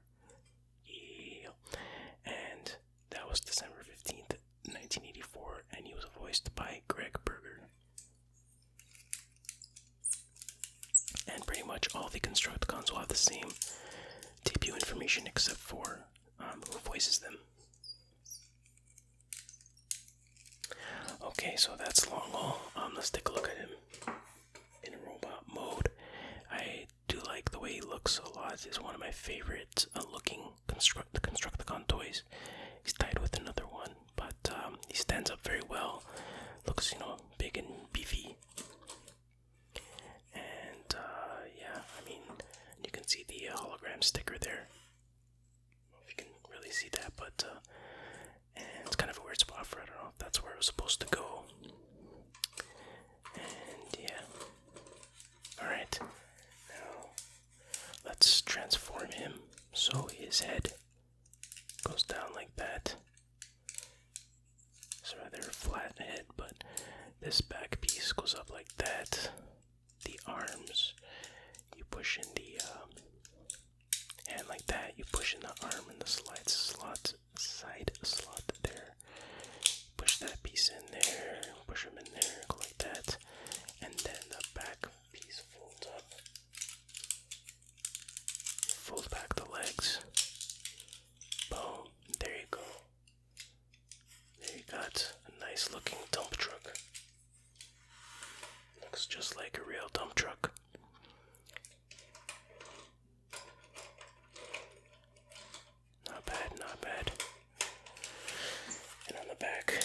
the bottom he's got wheels, obviously. So 2 wheels there, and then doubled up on the back. Oh yeah, here's where it says the year 1984, so I don't know, whatever. And then you have the back, you could do the dump truck action like that. And it rolls well enough. I mean, these are plastic tires, so I don't expect too much, but yeah, so what do you think of Long Haul? I think it's pretty cool.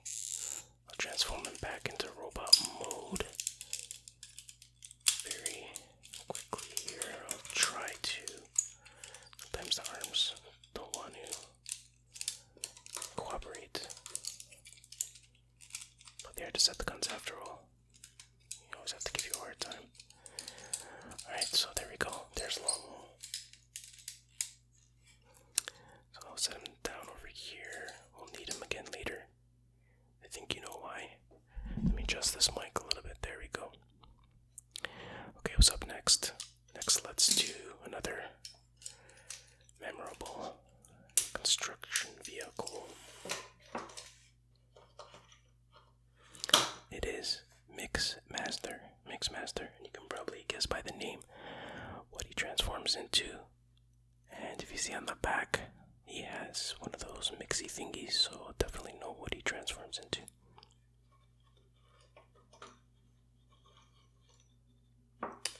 Let's check out some of his information. I've got a splinter, kind of, not really. Anyway, so he is obviously a Constructicon. His function is materials fabrication. His alt mode is a mixer truck, aka a cement mixer, and he is the left leg of Devastator. His quote is, "How strong the steel, how quick the conquest." And here's his description. Nothing is safe from him. Will use anything from unliving rock to living robot in making new materials. Uses acids and bonding agents to reduce and recombine almost anything inside a mixing drum, a chemistry lab on wheels. As left leg module combines with fellow Constructicons to form giant robot Devastator. Cool stuff. And okay, so his strength is 7, intelligence is 6. I thought it would be higher than 6.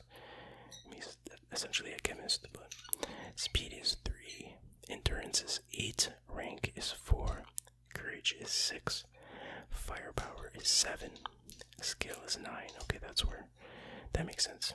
And his average comes out to 6.3, so that's pretty good. And again, all the other information is the same in terms of his first appearances and whatnot, except that he's voiced by Frank Welker, the legendary Frank Welker, who does Megatron's voice and a whole bunch of other voices and other cartoons and movies and stuff. So let's take a look at him. Decent looking enough transformer. Really only his arms move. I mean, the bottom part of his leg moves, but that's really just to transform. So not as cool looking in robot form as Long Haul, in my opinion, but, you know, not bad. Alright, let's commence the transformation process. So it's pretty simple. You just push the arms into the side. Like that. Actually, I just noticed when he's standing up, there's no visible Decepticon symbol. Well, I mean, there's one on over here, but again, I don't think.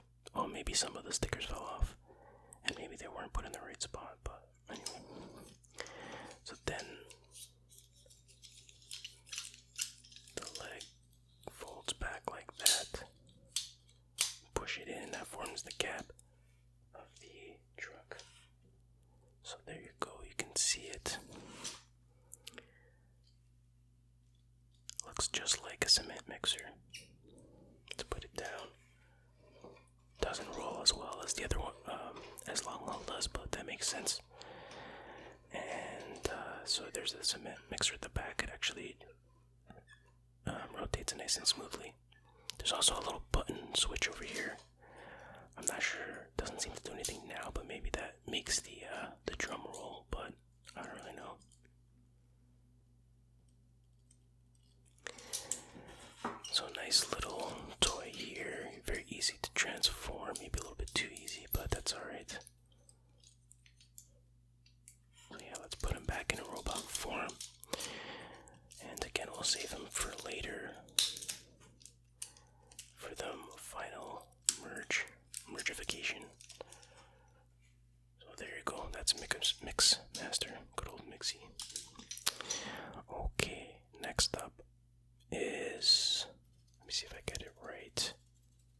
make sure I get these names right. I'm pretty sure this is him. Bone Crusher. I think this might be my favorite, or tied for favorite with Long Haul, in terms of how cool the toy looks. I mean, it's a little flimsy. Let me get his head up. There we go. But I don't know, it just something that looks really cool about it. Take a look at that. Bone Crusher. Yeah, that is one negative about this toy, is it's kind of, it has trouble keeping itself together, so to speak. Like, you touch it and like it starts flopping around. But that's just me because it's old and the joints are, you know, a little loose. But he does stand up well enough. I don't see a single Decepticon symbol on this one. Oh, there it is on his. We'll see that. We'll see it later when he transforms. But okay, so his function is demolitions. He is a bulldozer in terms of his alt mode. He's also the left arm of Devastator. His quote is, hit it till it stands no taller than dust. So his description is, rubble-strewn wasteland is his idea of beautiful landscape. His wild ways create fear and terror.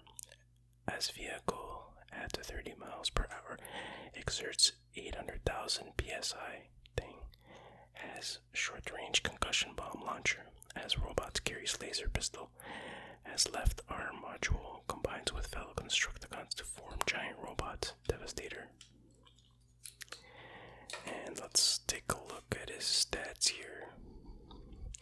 His strength is 9, which that's huge.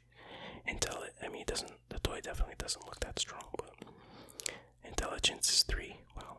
Speed is 2, endurance is 9, rank is 4, courage is 8, firepower is 6. Skill is 6, and average is 5.9. So overall, it's kind of weak. His average is anyways. So in terms of, again, same origins as the others, and he is voiced by Michael Bell. And of course, I'm talking about the original cartoon. Originally voiced by, I guess that's a good way to say it.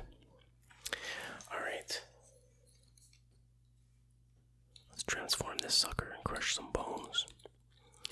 So this guy, the hood goes back there, his head goes down, like most of them, if not all of them.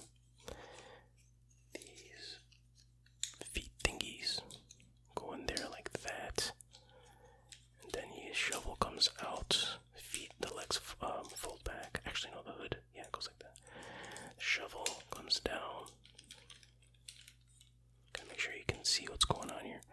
And the hands or arms, you gotta be careful because I feel a little bit delicate. I don't want to force it too much. There we go.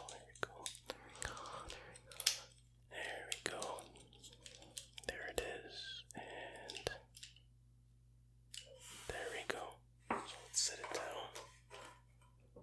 So there is, what do you call this again? A bulldozer. Is that what it is? Yeah, he's a bulldozer. This Bone Crusher, the bulldozer, really cool looking vehicle. You see the Decepticon symbol there inside the shovel part. So very cool looking. I like it. Again, it's kind of flimsy though. Like you touch it and like everything. Like maybe originally these arms snapped together and it would stay. But with age, I'm suspecting that, things don't hold together as well. So, yeah, it doesn't even have any kind of wheels on the bottom. So you're really just dragging it across the floor if you push it on the ground. Sometimes they have those little plastic wheels underneath tank tread or whatever, but they don't even have that. But it's okay. I don't mind scratching up my floor for Transformers. Alright, so that's Bone Crusher. Bone Crusher. Okay, who's next? Next up is Hook.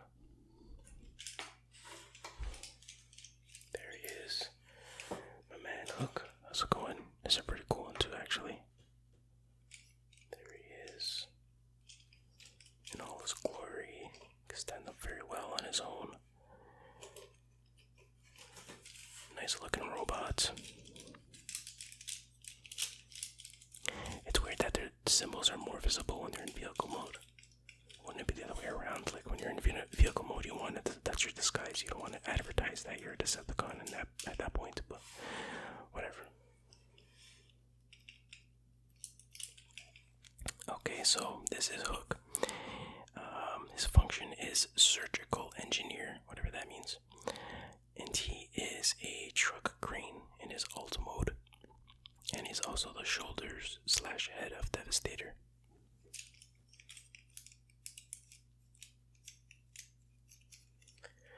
And his quote is, "Strive for perfection even if others must suffer." Damn. It's ruthless. His description is as follows: with precision of a fine jeweler performs his job with skill unequaled among the Transformers, whether reconnecting a damaged microchip who the hell wrote this? Anyways, or setting a 2-ton girder into place. Snobbish, supercilious, unpopular perfectionist, lifts 20 tons. Wow. As shoulders and head module combines with fellow Constructicons to form giant robot Devastator. Actually, 20 tons is really not that impressive in the Transformers world, but anyway. Strength is 8, intelligence is 9, so he's a pretty smart dude. Speed is 3, endurance is 6, rank is 4, courage is 6, firepower is 5, and skill is 10. Definitely the most skilled of the Constructicons. And the average is 6.4. Wow, that's I think the highest so far of all the Constructicons. And he is voiced by Neil Ross, not Bob Ross. Maybe it's Bob Ross's brother, I don't know, perhaps. Okay, let's transform him, shall we? So, once again, the head goes down. Shoulders, arms go pop into the side like that. Pretty standard stuff. Oh, I got a buzz on my phone. The feet bend back. And the thing comes down. And there he is. There is the crane. What do they call it? Crane truck, whatever. And there's the crane part. Now, obviously, his most identifying feature is the hook, and it's broken off. I don't know how that happened. I'm blaming a mouse for biting that off. I don't know why a mouse would bite that, but mice bite all kinds of things. So there it is. Pretty cool looking. Not too bad, not too bad. It's got the wheels where they should be. They rotate as they should. We'll talk about that later. There you go. Alright. Let's get him back into broski form.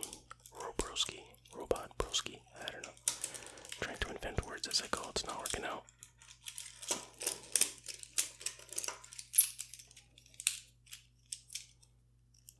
Sometimes the legs are kind of finicky, but... And this hook thing has the added benefit of... Oops. Wow, that blew up in my face. I was gonna say it stabilizes him, but that didn't really work. I guess because there's a piece missing. But normally that would help him stand straight. Or stand and not fall or whatever. You get the idea. There we go. I knew he could stand.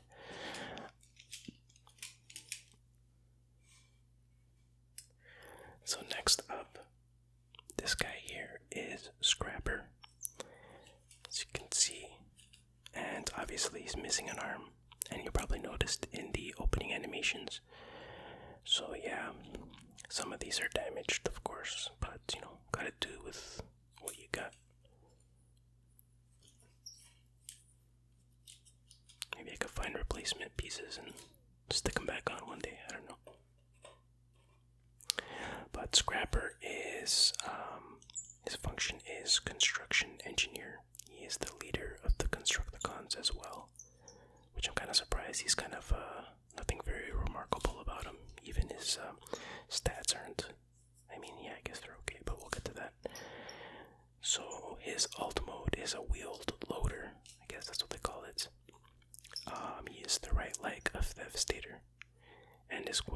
he has the best quote, though, I have to admit. Definitely the best quote. It's, "My work is a monument to and of my enemies." So basically what he's saying is he uses his enemies' carcasses to build stuff. It's kind of creepy. So I think that's what it means anyways, but his quote, or his description is, "A wizard at designing fortresses and energy plants, but modest, shows his true malevolent genius by incorporating defeated Autobots," there we go, "into his buildings." So yeah, that proves that that is a very creepy idea. And I don't remember that ever being, well, okay, there was that one episode where he uses parts of Optimus Prime, or the Constructicons use parts of Optimus Prime in that big tower they built, and they makes like an alligator out of Optimus Prime's body or something. A robotical alligator, obviously. Anyway, so, okay, shovel can slice through, this part here can slice through 12-inch thick carbon steel, lift 30 tons, as right leg and part of torso combines with fellow Constructicons to form giant robots Devastator. I don't know why they say he's part of the torso. I don't really think he is, but anyway. Okay. Let's see his stats. Strength 8, so I guess that's pretty good. Intelligence 8. Speed 4. Endurance 7. Rank 5. Courage 4. Firepower 3. Skill 9. And average is 6.1. So it's not bad, but he's not even the highest. Doesn't have the highest average of the Constructicons. He's just kind of average in that sense. And he is voiced by Michael Bell. Not Michael Bay, but Michael Bell. Okay, so let's transform him.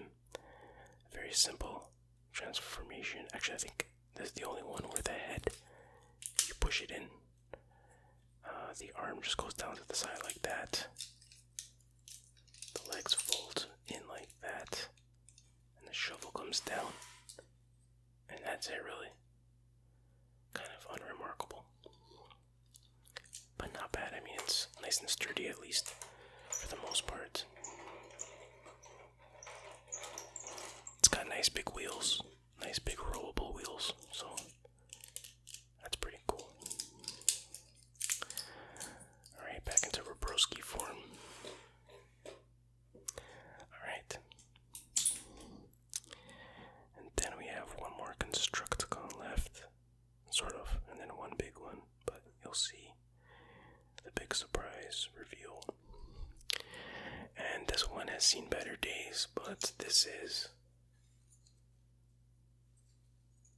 Scavenger. Or no, sorry. What's his name? Yeah, Scavenger, right? Yeah, Scavenger.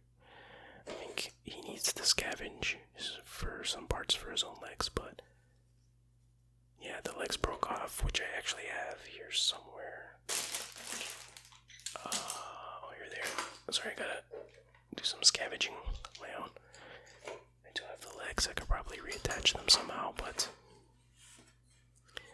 not today. Not today. Decent looking. It's got the shovel in the back. So let's find out more about this dude. So his function is mining and salvage. His auto mode is an excavator, and he is the right arm of Devastator. And his quote is, "Everything is worth something, even me." It's kind of sad, actually. Of course you're worth something, little buddy. And plus, once I fix you up, you're going to be worth a lot more. And here is his description.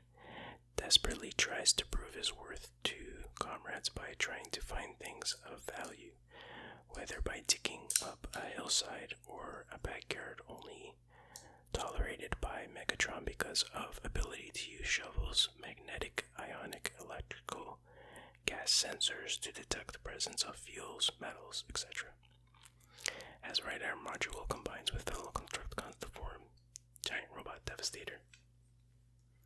I feel kind of bad for him. I can relate to him to some degree. Okay, his strength is 7. Intelligence is 2. Oh man. Speed is 3. Endurance is 6. Rank is 4. Courage is 9. Well, he's pretty courageous. There you go. Firepower is 6. And his skill is 7. And averages out to 5.5. So I guess he has the worst average rating of all Constructicons. But don't worry, dude. I still value you. You got value. Right, enough of that. And he was voiced by Don Messick.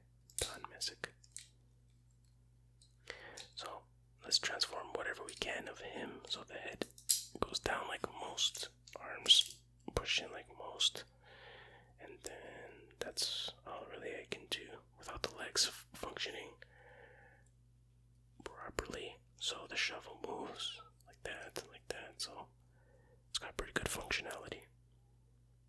Tick, tick, tick, tick. Hours of fun. And yeah, wait, let me try to put them together to some degree. It would be something like, wait, is that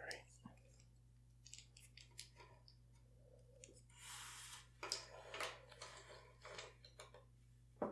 Something like that. Get the idea. So not too bad, not too bad. Alright. Now, time for the big boy.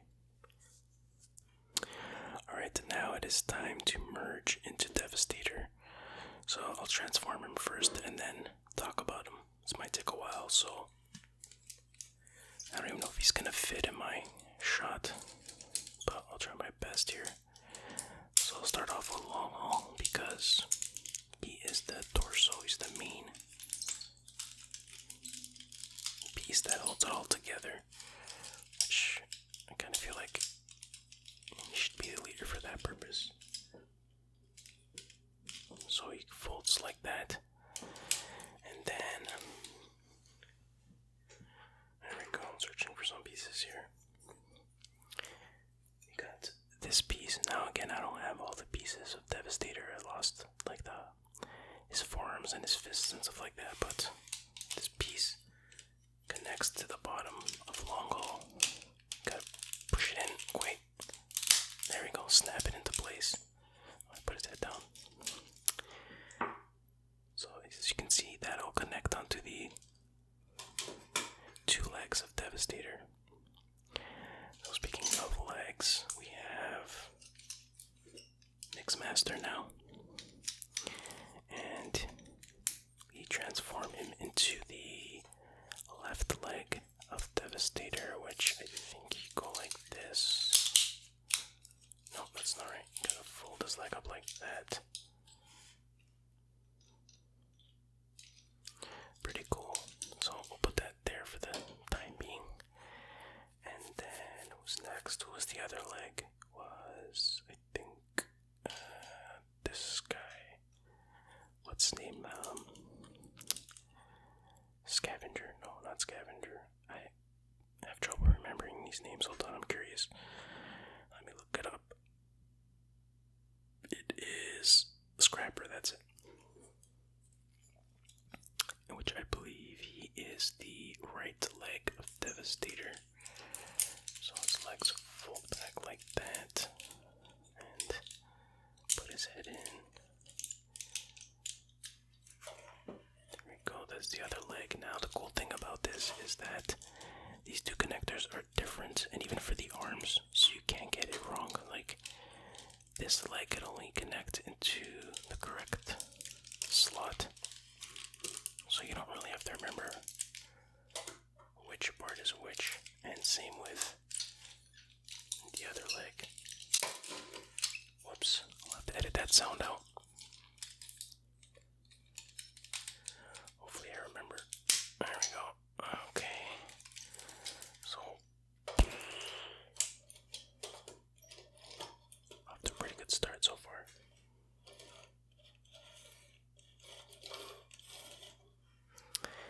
Okay, now let's put this down so it doesn't fall for now. Let's get Hook. Good old Hook. Now Devastator is kind of unique. Well, maybe not, but he's one of the few combiners that has more than 5 pieces. There's 6 members, basically. Most of them have 5. Maybe some of the later ones might have more. What was that guy's name? I can't remember the name, but yeah, most of them only have 5 Transformers. So there's him in vehicle form. Then you gotta something like this. He folds in half, kind of. And then he has a very special piece. He has the head of Devastator, which you clip on, and it holds them together.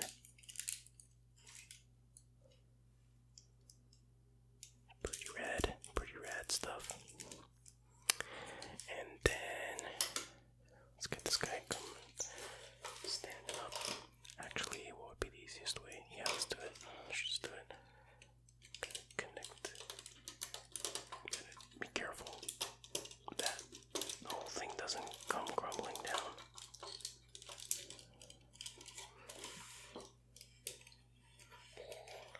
Barely fits into my shot.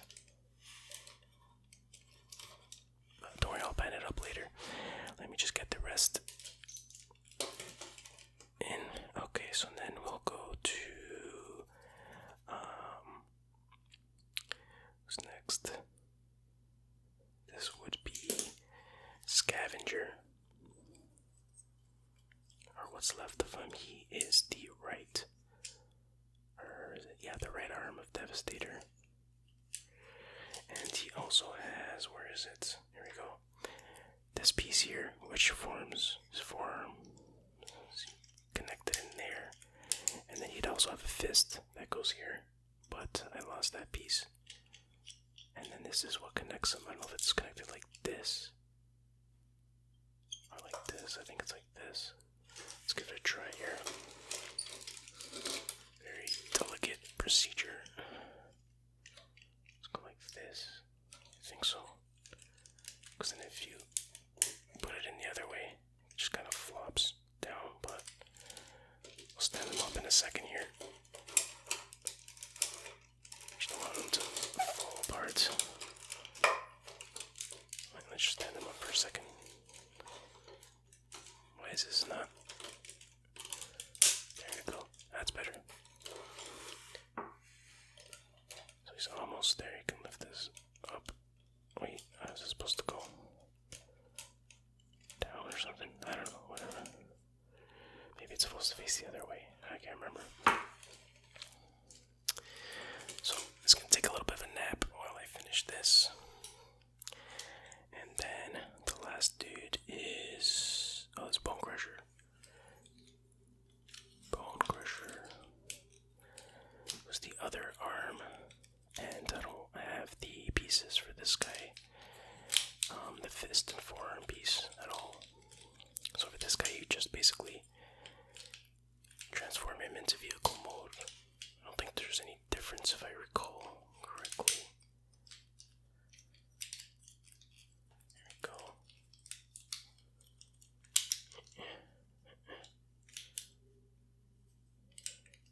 Okay. Dang it. Oh, it's gonna be hard. Sorry, this piece fell off. And there he is. Sorry, I had to stop it for a sec to get him to transform and stand properly. It's kind of delicate, and I'm at an odd angle here, but there he is, Devastator. And his function is a warrior. Would have been cool if they also said he was also in demolition, like, because he's the opposite of the Constructicons in a sense that the Constructicons build, where he devastates. But anyway, I'm thinking too much about it. His quote is, "Thinking and winning do not mix." So yeah, I guess Devastator has his own consciousness. But I don't know if it's a bit of each Constructicons form part of his consciousness, or it's a separate consciousness. I'm not really sure. I do think they talk about that in the comic.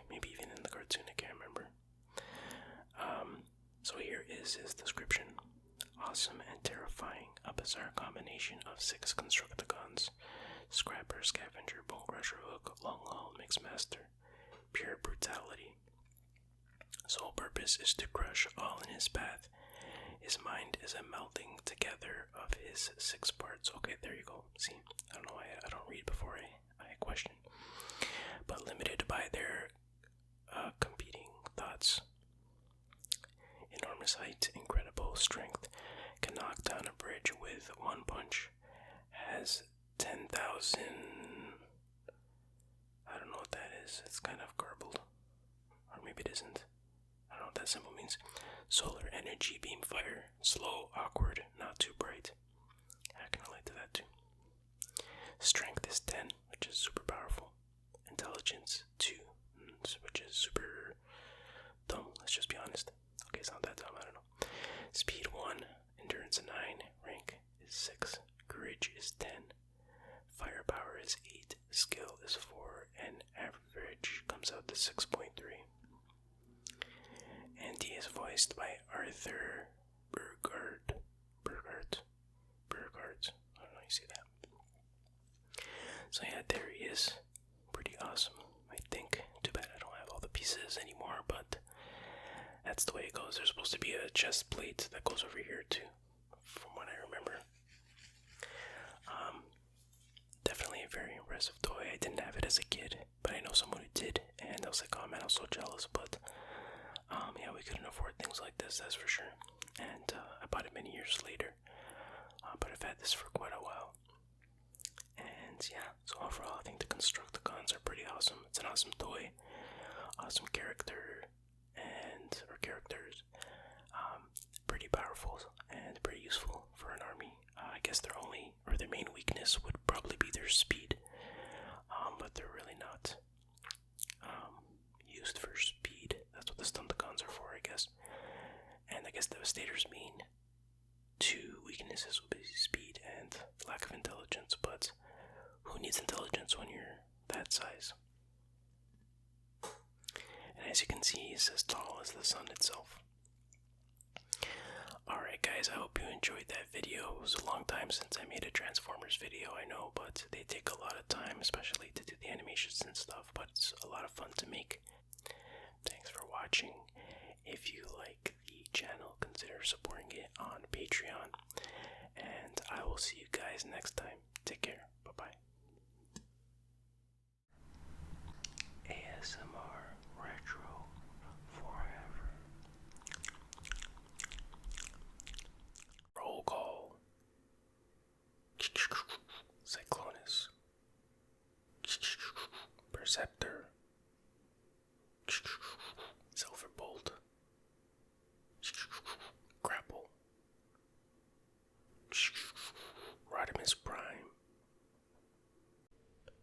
Hey guys, welcome back to ASMR Retro. Today we're doing some more Generation 1 Transformers toys. It's been a long time coming. I actually started working on this back in August of 2021, but I got sidetracked. I actually filmed all the animations back then.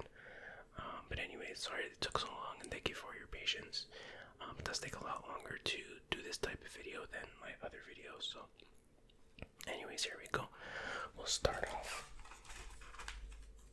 with this guy here. Pretty cool looking dude, and his name is Cyclonus, and as you can probably tell, or probably already know, he is a Decepticon, and it's one of my favorite toys, Transformer toys, especially of the 3rd season generation of toys. That's really cool. And okay, let's before we transform him, let's read some of his information here. Most of this information, I think, was part of the packaging of the toy, or comes with like one of those little information pamphlets or something. I don't know. Anyways, so like I said, his name is Cyclonus. Allegiance is he's a Decepticon. His alt mode is a Cybertronian jet. His function is a saboteur. And his quote is, "Compassion is the Autobot's downfall." That's kind of mean. Cyclonus is a huge and emotionless air warrior. He has vast resources of power and can draw strength in direct proportion to his need. Cyclonus is equipped with nuclear-powered turbine engines, which enable him to reach speeds greater than Mach 2. In robot mode, he carries an oxidating laser that fuses an enemy robot's internal mechanisms. So I guess that's like, a constipation ray for robots or something like that. I don't know. And Cyclonus has no weakness and no interests other than conquest. Well, I don't know about the no weakness thing, but he doesn't have much of a personality. I don't know if that's a weakness. Depends. And as a side note, I put here he was created by Unicron from Bombshell or Skywarp. So yeah, in the Transformers movie, when Unicron turns Megatron into Galvatron, he also turns, it's either Skywarp or, Bombshell. There's some controversy over that, and some interesting YouTube videos about the subject, but it doesn't really matter at this point. Okay, let's look at his attributes. Strength is an 8, Intelligence 8, Speed 9, Endurance 8, Rank 9, Courage 9, Firepower 8, Skill 8, and his average is 8.4. So he's a pretty powerful dude. And let's look at his first appearances. So this toy, I believe, now don't quote me on this information, I could be incorrect, I have to look at various sources, but his toy came out in 1986. His first appearance in the comic was Transformers the movie number 1 by Marvel Comics in December of 1986. And for the animated TV series, the animated version was Transformers the movie on August 8th of 1986, and he was voiced by Roger C. Carmel, who actually died a few months after the movie was released, I guess, which I didn't know, but that's a shame. Okay, so there's all the relevant background, like the big Decepticon logos on his back. Alright, so let's transform him. So, it's pretty easy to transform, which, depending on how you look at it, is either a good thing or a bad thing, but, so you just fold up this thing here, fold his arms back, I guess. His back, back, I guess that works, right? Did I do that right? Wait, no, I don't think I did that right. Hang on a sec. Maybe he's not that easy to transform after all. Do they fold forward? No, they fold back. I'm pretty sure that's right. It's gotta be right. Bear with me, I'm trying to both simultaneously not break the toy and not make noises that are too loud for ASMR, you know what I mean? So yeah, that folds back like that. That makes sense, right? Does that look right? Something doesn't look right about that. Let's try the other way. One more time. Oh yeah, you turn it like that, okay. Alright, I think I got it. Just fold it and then like that. Okay, now we're talking. Right, so which way was it? There we go. Okay. Now we're getting somewhere. His wings come out like that.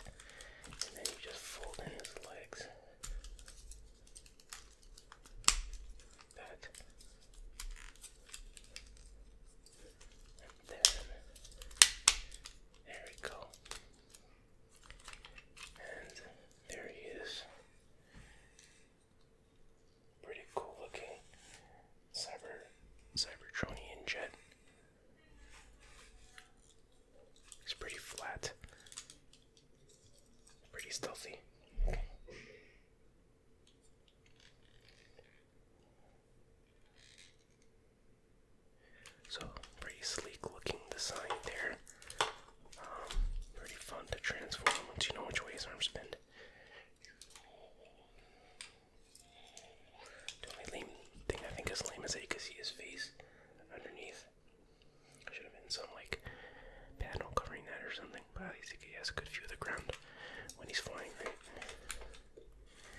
use a bomber type plane, and that'll come in handy. So there it is. So let's transform. Oh yeah, and then this piece folds out too, by the way, for the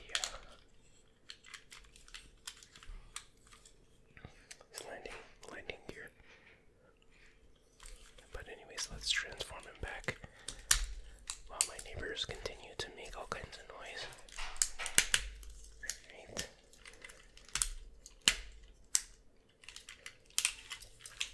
Fold his arms one by one. And he is ready for some action. For some assassination action. So pretty cool toy. I like it. I thought the character in the show was kind of lame. I mean, he didn't have that much to say or do really. But he looked cool. They could have done more with him, I think. But he didn't, like I said, didn't have that much of a personality.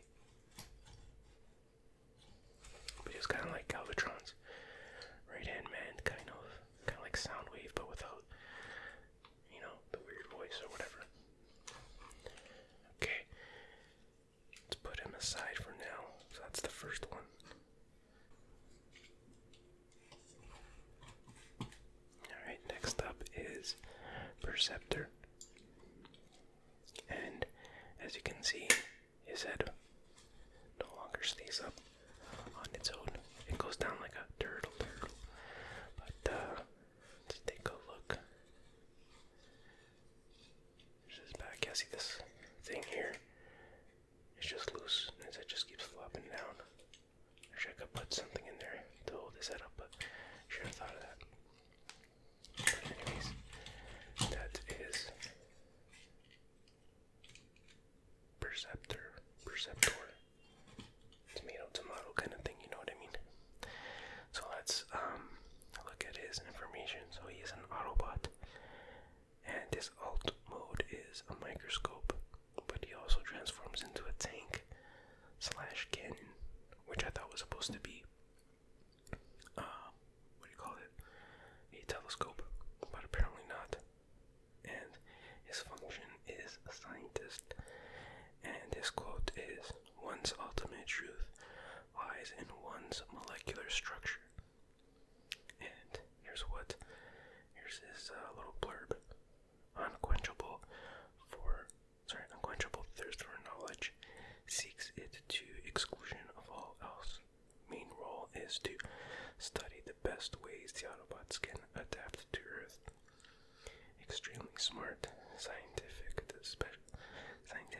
specialties are metallurgy, molecular chemistry, electrical engineering, as microscope, capable of powerful magnification, lens barrel converts to powerful light cannon, carries concussion rifle in robot mode, absent-minded, lenses are his weakest part. Okay, his strength is 7, his intelligence is 10, speed is 2, endurance is 7, rank is 7, courage is 8, firepower is 8, skill is 10, and his average is 8.4. So he has the same average as Cyclonus, which is kind of funny, but not funny, but doesn't seem like he would be nearly as powerful. But I guess he's powerful in different ways. His toy came out in 1985.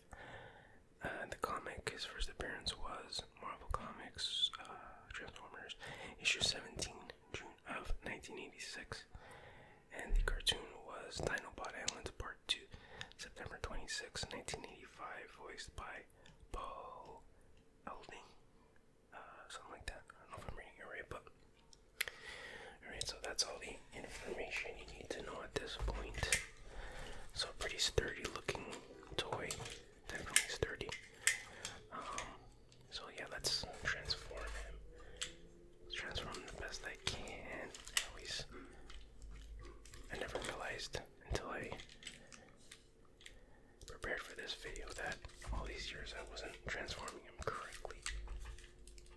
Oh wait, am I doing it right now? No, I'm not doing it right now. Let's see if I can get this right. Something like this. Okay.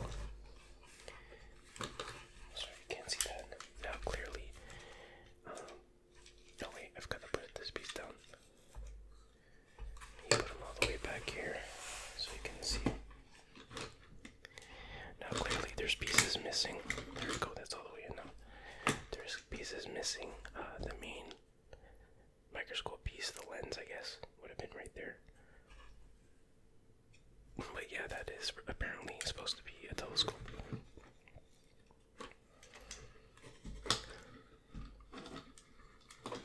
I'm not gonna transform him into his other alt mode, but you can look it up if you want, I guess, online. It's nothing too amazing, nothing too fascinating. How do we do this? Okay, like that, like that, like that.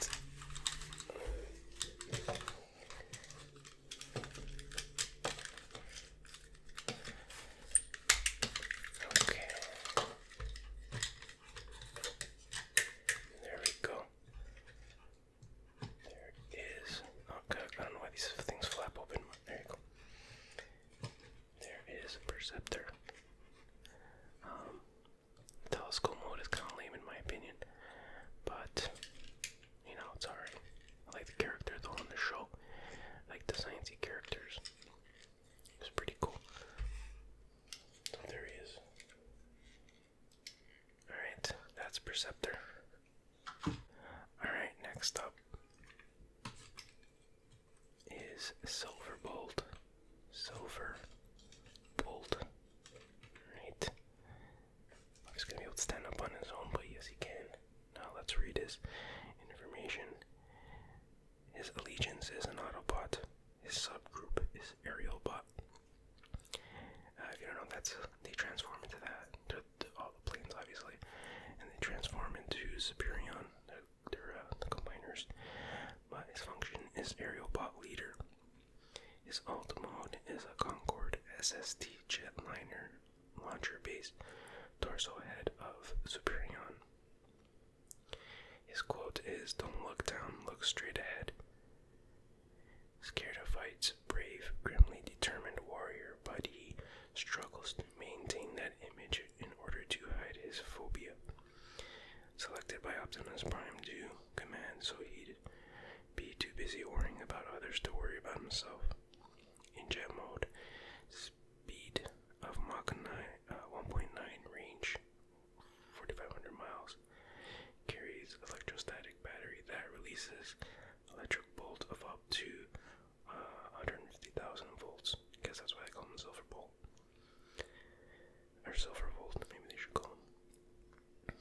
And there is nose cone. Uses electrostatic discharge rifle in robot mode. Combines with other aerial bots to form Superion. Strength is 6, intelligent 8, speed 9, endurance 8, rank 8, courage 8, firepower 8, skill 5. Wow.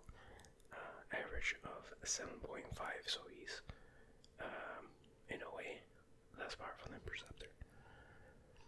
His toy was released in 1986. His first appearance in the comic was Transformers Marvel Comics issue 21, October 1986. But that's the US version. Apparently he might have appeared in the UK version before that. For the animated series, he was introduced in the episode The Key to Vector Sigma Part 2, November 26, 1985, voiced by Charlie Adler.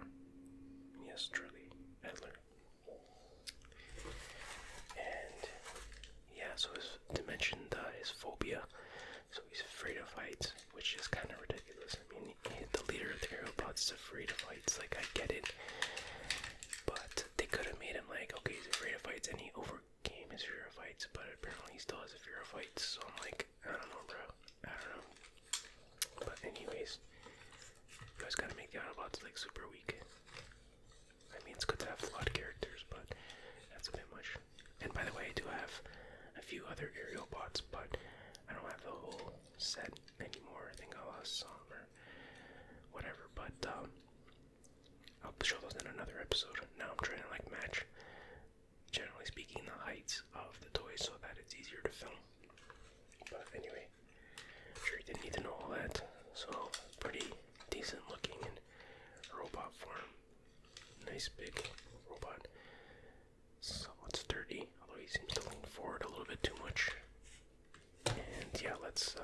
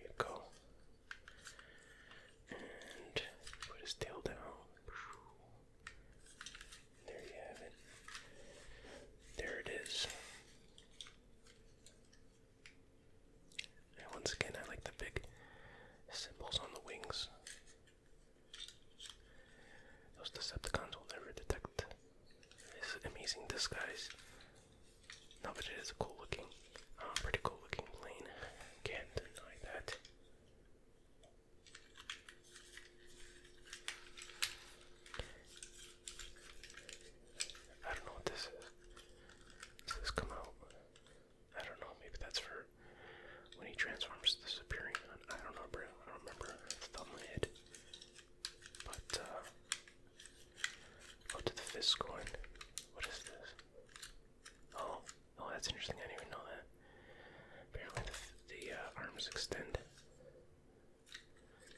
more than I thought they did. Or like period. But this one too. It's interesting. Interesting indeed. Okay, let's transform them back into Burrow mode. Put that up there. Put that down there like that. Like that. There we go. Wait, yeah, it's supposed to be back like that. Okay, something like that. Cool. And the last thing I gotta say is, see this thing coming up there? That reminds me of, remember those, I mean, I guess they still have them, but when you're a kid in school and you get those little snack packs where it's like, there's like some cheese in there and then like a little cracker and like this little red stick that you'd spread it on. That's what that reminds me of. But anyways, those are just my memories. Okay, anyways.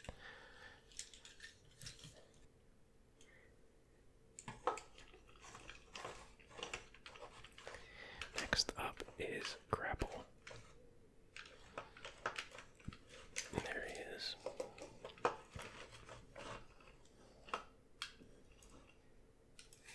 Okay, let me read his info. Allegiance Autobot, Ultimode, Hook Crane Truck, Function Architect. His quote is, "Beauty isn't everything except war." On Cybertron, his buildings are considered works of art. On Earth, his ideas, limited by war, takes pride in his work, prone to severe depression. If they're destroyed in battle, as Green can lift up to 35-ton object and position it with precision and grace, as Robot has high temperature arc welder rifle,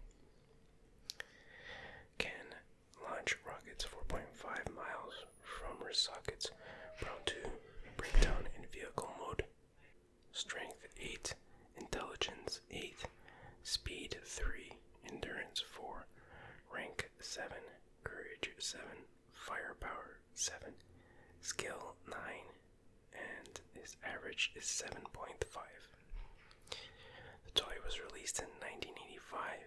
His first comic appearance was Transformers Marvel Comics issue 14, November 1986. The cartoon, his first appearance was Dinobot Island Part 1, September 25, 1985. Voiced by Peter Renaday, something like that. Alright, now forgive me because this toy is kind of falling apart. And that was just kind of the toy's nature due to be kind of flimsy, but and there's missing fists, I guess. He had rockets that he, or something, projectile that he could launch. You could tell by this switch over here. But basically he's very similar, if not exactly the same, to the Inferno toy, who was the fire truck. I mean, obviously it was red or whatever, but there's some minor differences. But so we're gonna try to transform this guy. I know his head's gonna, oh, it didn't fall off yet, but this thing is like hanging on by a thread. It does fall off all the time, and it's easy to put back on, but it's just annoying to deal with. But so then we fold the legs back. Okay, just put it like that, and then the arms just go back or something like that. It's kind of weird. Just gotta kind of force everything into place here, right there, and then there we go. I think you can, the arms go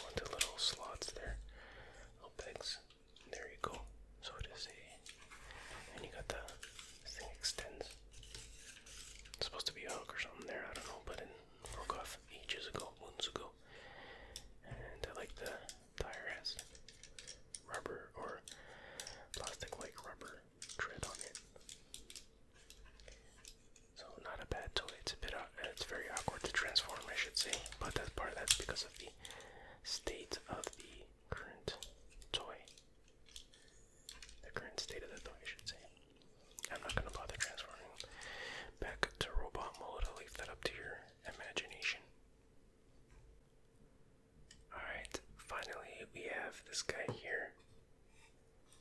It is Rodimus Prime. Rodimus Prime. There he is right there. And okay, let's read his bio. Allegiance, Autobot, Alt Mode, Futuristic Truck, Function, Protector. His quote is, experience is the benchmark of maturity. A vanguard for the Autobot ranks, possesses acute military prowess, speaks with the savvy of seasoned veteran, expert tactician with exceptional maneuverability in battle, can be hot-headed at times, has a tendency to act first and ask questions later. Well, that kind of goes against saying he's like a seasoned veteran. But anyway, in robot mode, carries a photon eliminator that shoots high voltage electricity, range 500 miles, speed 200 miles per hour. Sole purpose is to protect all life, except for Optimus Prime. What? I'm just kidding. Don't worry. Well, I guess he tried to protect him, but he just screwed up. His only weakness is his compassion for other living creatures. His strength is 10, intelligence 10, speed 9, endurance 10, rank 10, courage 10, firepower 9, skill 10, average is 9.75. Yeah, a little bit overpowered, don't you think? I don't even think Optimus Prime had an average like that. So obviously he's supposed to be, he was the new leader after Optimus Prime died, so they're trying to boost up his stats, I guess. So they think, all kids aren't gonna buy it if he looks weak, but the cartoon made him look weak, not the stats. But anyways, and yeah, I'm being kind of hard on I never liked the character, and as you'll see, I don't like this toy at all. But anyways, so this toy was introduced in '86. In the comic, it was Transformers, the movie number 3 from Marvel Comics, February 1987. From the cartoon, it was Transformers, a movie which came out August 8, 1986, and was voiced by Judd Nelson for the movie, at least anyways. Okay, so, yeah, and originally he was Hot Rod, but then when he got the Matrix, he turned into Rodimus Prime at the end of the movie. And he was kind of a wimpy version of Optimus Prime. But anyway, let's transform. He doesn't look bad in robot mode, but he just looks very basic. He barely has any articulation. His arms swing like that. His legs don't move at all. And that's it, right? So it's pretty basic looking. There's a piece missing on the back. They're kind of like wings kind of thing. But anyways, so and he's so basic to transform. Like this. Go like that. Go like that. Swing that out there. Push the arms in. Push that in like that. Point his toes out. And then, of course, he has the obligatory trailer. I think the trailer looks cooler than the rest of the toy. But you slide this in somehow. There you go. Sorry if that was too loud, but... So there it is. He does look pretty cool in truck mode, I gotta say, but it's really just a glorified RV. The leader of the Autobots is an RV. It's like, hey bud, wanna go camping, bud?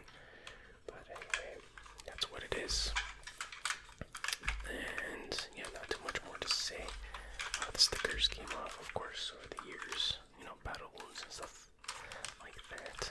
And then you can open this thing up, and he has a little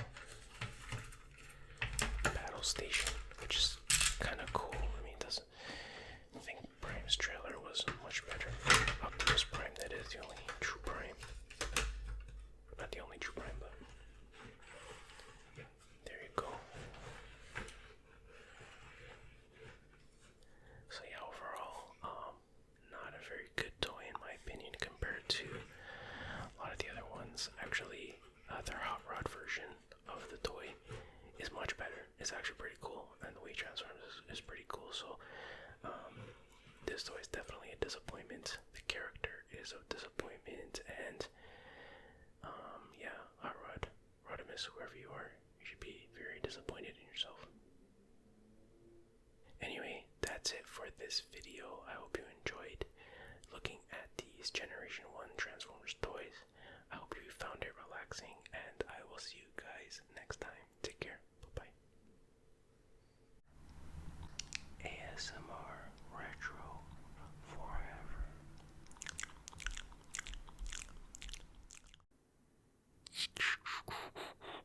Wheeljack. Hey guys, welcome back to ASMR Retro. Today I am doing a request from one of my patrons. His name is William Hang. He requested that I do a review of Transformers or a video about Transformers.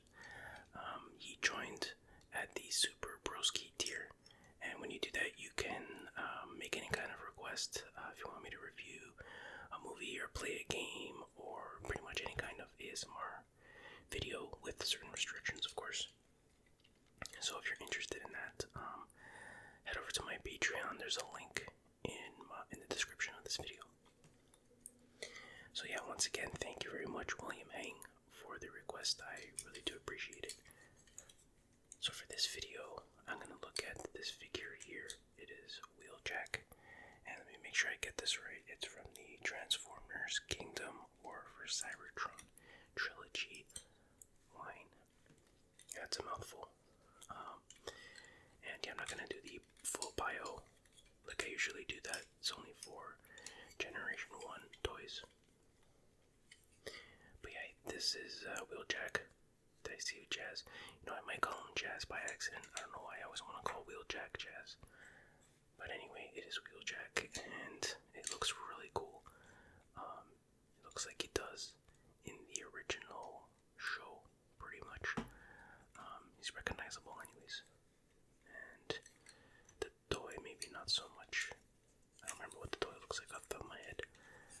But anyway, yeah, a very posable toy. Lots of points of articulation, as you can see. Pretty much full range of motion in all his joints. Would probably be really cool for animation purposes, I would think. And his face looks just like his face in the OG, if you know what I mean. And he's got his little gun there, which of course is detachable. And you're supposed to be able to put it in here. Wait, how does it go? You like this in this little slot here, but man, it's really hard to get it in there, and I don't want to force it. I don't know if I'm doing it wrong, but I think it goes in there. But it just doesn't want to seem to go in, so I'm not going to force it. And I must say, I have had a hard time transforming this thing. The steps are not that hard, but it doesn't. Certain parts don't seem to want to line up properly. So I've never fully transformed it before successfully, I guess. But I get it close enough. So that's kind of a downer. But other than that, the robot mode is so cool. So I'm happy enough with that. But of course, we are gonna attempt to transform this thing. I don't know, maybe I got a defective one. I think I said that about another Transformer toy. I did it recently, but anyways, let's give it a shot. What do you say? Okay, so let's see. And I got the instructions here beside me off camera. Full disclosure, although again, it's not that complicated. Oh yeah, I gotta put these in this way. Gotta put that in that way. Bolt advertising over here. I don't know if that's a real thing or not, but okay, that's step one. And then we gotta do the now we gotta do the Scott Hall pose.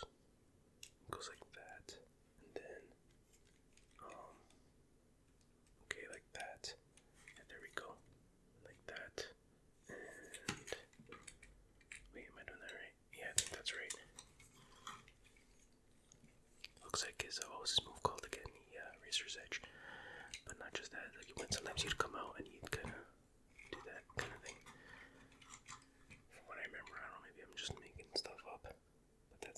second step.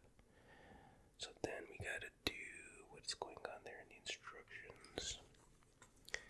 Man, these instructions are weird sometimes, but so you just gotta twist this forearm thingy, but then put the fist the same way. And we do the same thing like this, and like that, like this, and like that. There we go, something like that. And by the way, it's a guarantee that a piece is gonna fall off, pop off when I'm doing this. This certain piece always falls off, but it's retachable. But it's just a forewarning. If it makes a loud noise, I'll try to edit that noise out. I will edit the noise out. Don't worry. Okay, so that was step 3. Now we're gonna. Oh wait, what's step 4? That was step 3 and 4. Okay. So now we have to take down this piece here. This chest piece. Gotta be kind of careful. You don't want to break it there. Oh, there we go. Okay. There we go. It's a little slot for his matrix of leadership, just in case he ever becomes the leader. No, I'm kidding. So then, gotta do one of these head bows. Okay.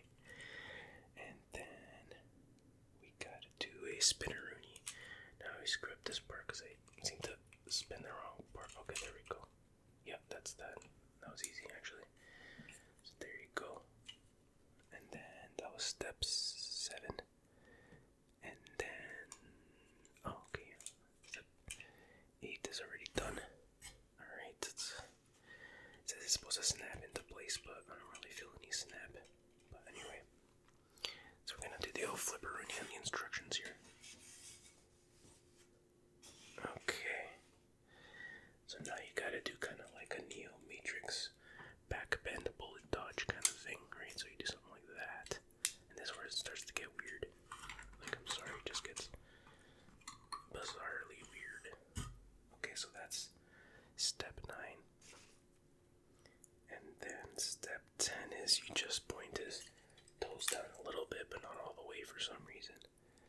And then step 11 is you gotta kind of like, they sort of, what do you call that? Sort of jackknife out to the side there. And this is where a piece may or may not pop off. Let's see if I can get it right this time. See, okay, hold on. Alright. I hope I'm doing this right. So this piece here is the one that always pops off. I mean, it's probably my fault, but I mean, come on. Can't let things pop off that easily. So then you do what? Alright, I guess you just do something. I don't know. It's kind of multiple steps kind of merge into one. You gotta do it just right, or else everything just blows up. I think you gotta just jam it in there a bit. Hang on a second. I can do it. I can do it. Don't fall off. Don't break off. Don't pop off. Yeah. There we go. It slid in perfectly this time. And wow, okay, didn't pop off yet. Whew, that was a miracle. Okay, so we do that, and then can put the feet down, I guess. And then I'm doing my work here. Okay. No, why is that happening? Stay in there. Okay.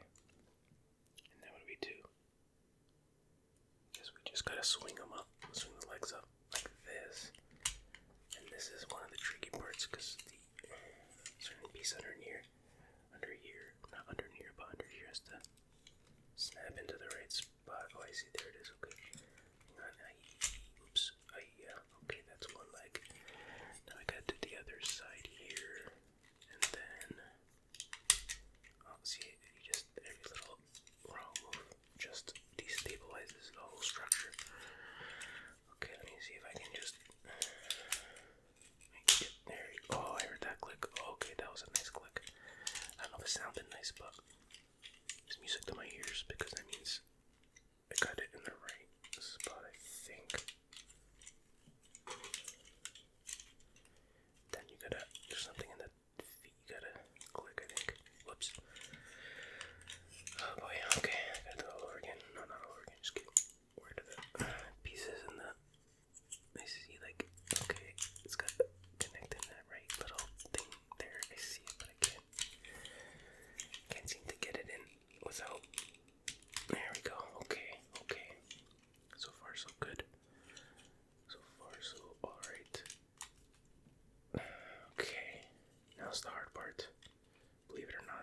was all the easy part. It's the arms that give me a lot of trouble in the final few steps here. So we gotta get the shoulder up here like that. Okay, boom. And then we gotta get this one up here like that. Okay, this is the part I always have trouble lining up. So you gotta get, there's a little slit in there. It's gotta connect in the thing over here. And I can usually get one arm, but the other arm is always tricky. But I'm feeling good. Okay, that one I think got in the right spot. And then this one, if I can just get it in there, it just doesn't. There we go. Wait, that's not right. Almost. Yeah, I don't know, man. I don't know. I just don't know if it's possible to get it in there. It just doesn't want to connect properly. Maybe that's the best I can do, but see, there's a gap because it's not fully connected. There's always a gap here too. Can't seem to struggle with this just a bit more. I can just jimmy it around, and it's just like if something's like way off, maybe like a slight angle is not correct, then the whole thing is just not a complete thing, you know what I mean? I just don't see it happening, folks. It just feels like the arm is not long enough or something. I can get it in like that if it's a bit crooked. But then, let's try this. There's something, I don't know. Might just have to accept that it's not gonna fit in. I should look up online and see if anybody else is having trouble with this, or if it's just me. But it really doesn't look like it's properly fitted. I don't know. So I'm just gonna have to. Oh wait, this is not in. Is it? I don't know. Maybe I'm not doing something right. I don't want to blame the toy for my faults, but yeah, the car mode is a bit flimsy. It just doesn't all snap together. And if you just move it a bit, it unsnaps certain things. I don't know. Oh, there was a car honking. It wasn't Wheeljack. It was somebody else. I don't know. I probably did something wrong. But other than the fact that it's not fully connecting, it's a cool looking race car. And what you can probably put, where did I put his weapon? Oh, it's right here. I'm guessing you can do this. At least that fits nice. And he goes pew, pew, pew, pew, pew, pew. So that's that. So there's Wheeljack.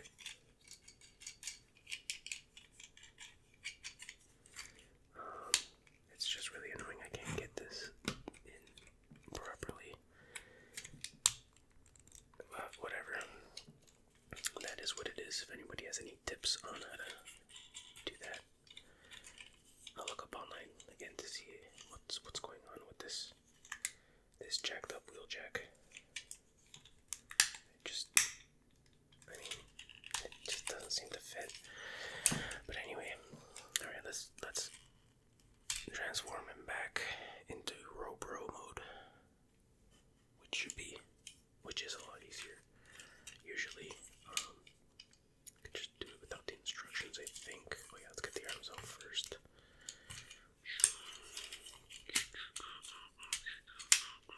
There's his arms.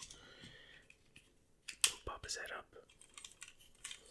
And then we do get his legs. Whoops. See, there's that piece that I said was gonna pop out. I'll call it. Usually pops out when I'm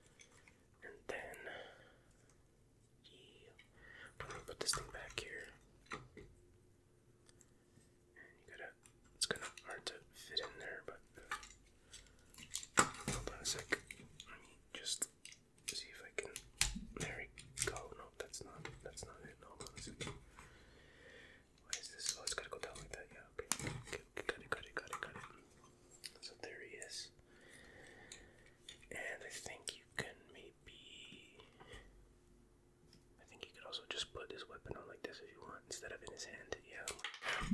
Whoops, like a shoulder, not a shoulder, but a forearm mounted cannon, like a Megatron thing, you know. So that's cool. So there it is. Very impressive in a robot form. Transformium's not too bad until you have to get those pieces to line up later on. Like going from car to robot's easy. Going from robot to car is not so easy. And it doesn't seem like it's able to fully connect the arms at the end, so that is disappointing. Oh wait, I forgot to put this part up here. That's very important. Okay. But yeah, other than that, I like his robot form a lot. I always liked the Wheeljack character. He's that sciencey type, engineer type dude. But he was pretty cool. He had a good, usually they make the nerdy types like, not annoying, but I don't know, Chasm. Wheeljack had personality too, so plus he had these things on his face that would light up as he talked. That was unique, I would say. And he's most remembered as the guy who invented the Dinobots. He built them. Yeah, he kind of screwed up by making them dumb, but what can you do? Nobody's perfect. But then I think he rectified that to some degree later on. The question is, where did he get the sparks for the Dinobots? That was never answered. Or do they have sparks? Maybe that's why they weren't intelligent, because they didn't have a spark. I don't know. These are unanswered questions, or maybe they did answer them eventually. It's possible. And then, of course, when he died in the movie, you don't see him die. I'm talking about the 1986 or 85, I think it's 86 movie, animated movie, and you just see his dead carcass on the floor. That was pretty traumatizing for a kid. Somehow that was harder to accept than just seeing, Ironite and stuff get blown away. Because when you just see the dead body on the floor, it's like, oh man, your mind starts to think, how did that happen? And you try to, I don't know, it's just more disturbing. I guess it was for me anyways. But anyway, there it is. There's Wheeljack. I want to thank William Hang once again for joining at the Super Broski tier and requesting this video. I hope you enjoyed it, and I hope everyone else enjoyed it too. And once again, if you want to make a similar request, head over to my Patreon and check it out. There's also exclusive weekly content on my channel, on my Patreon, so you can check that out too. Or you don't have to, of course. But anyways, thank you everybody for watching. I hope you found this relaxing, and I'll see you guys next time. Take care. Bye-bye.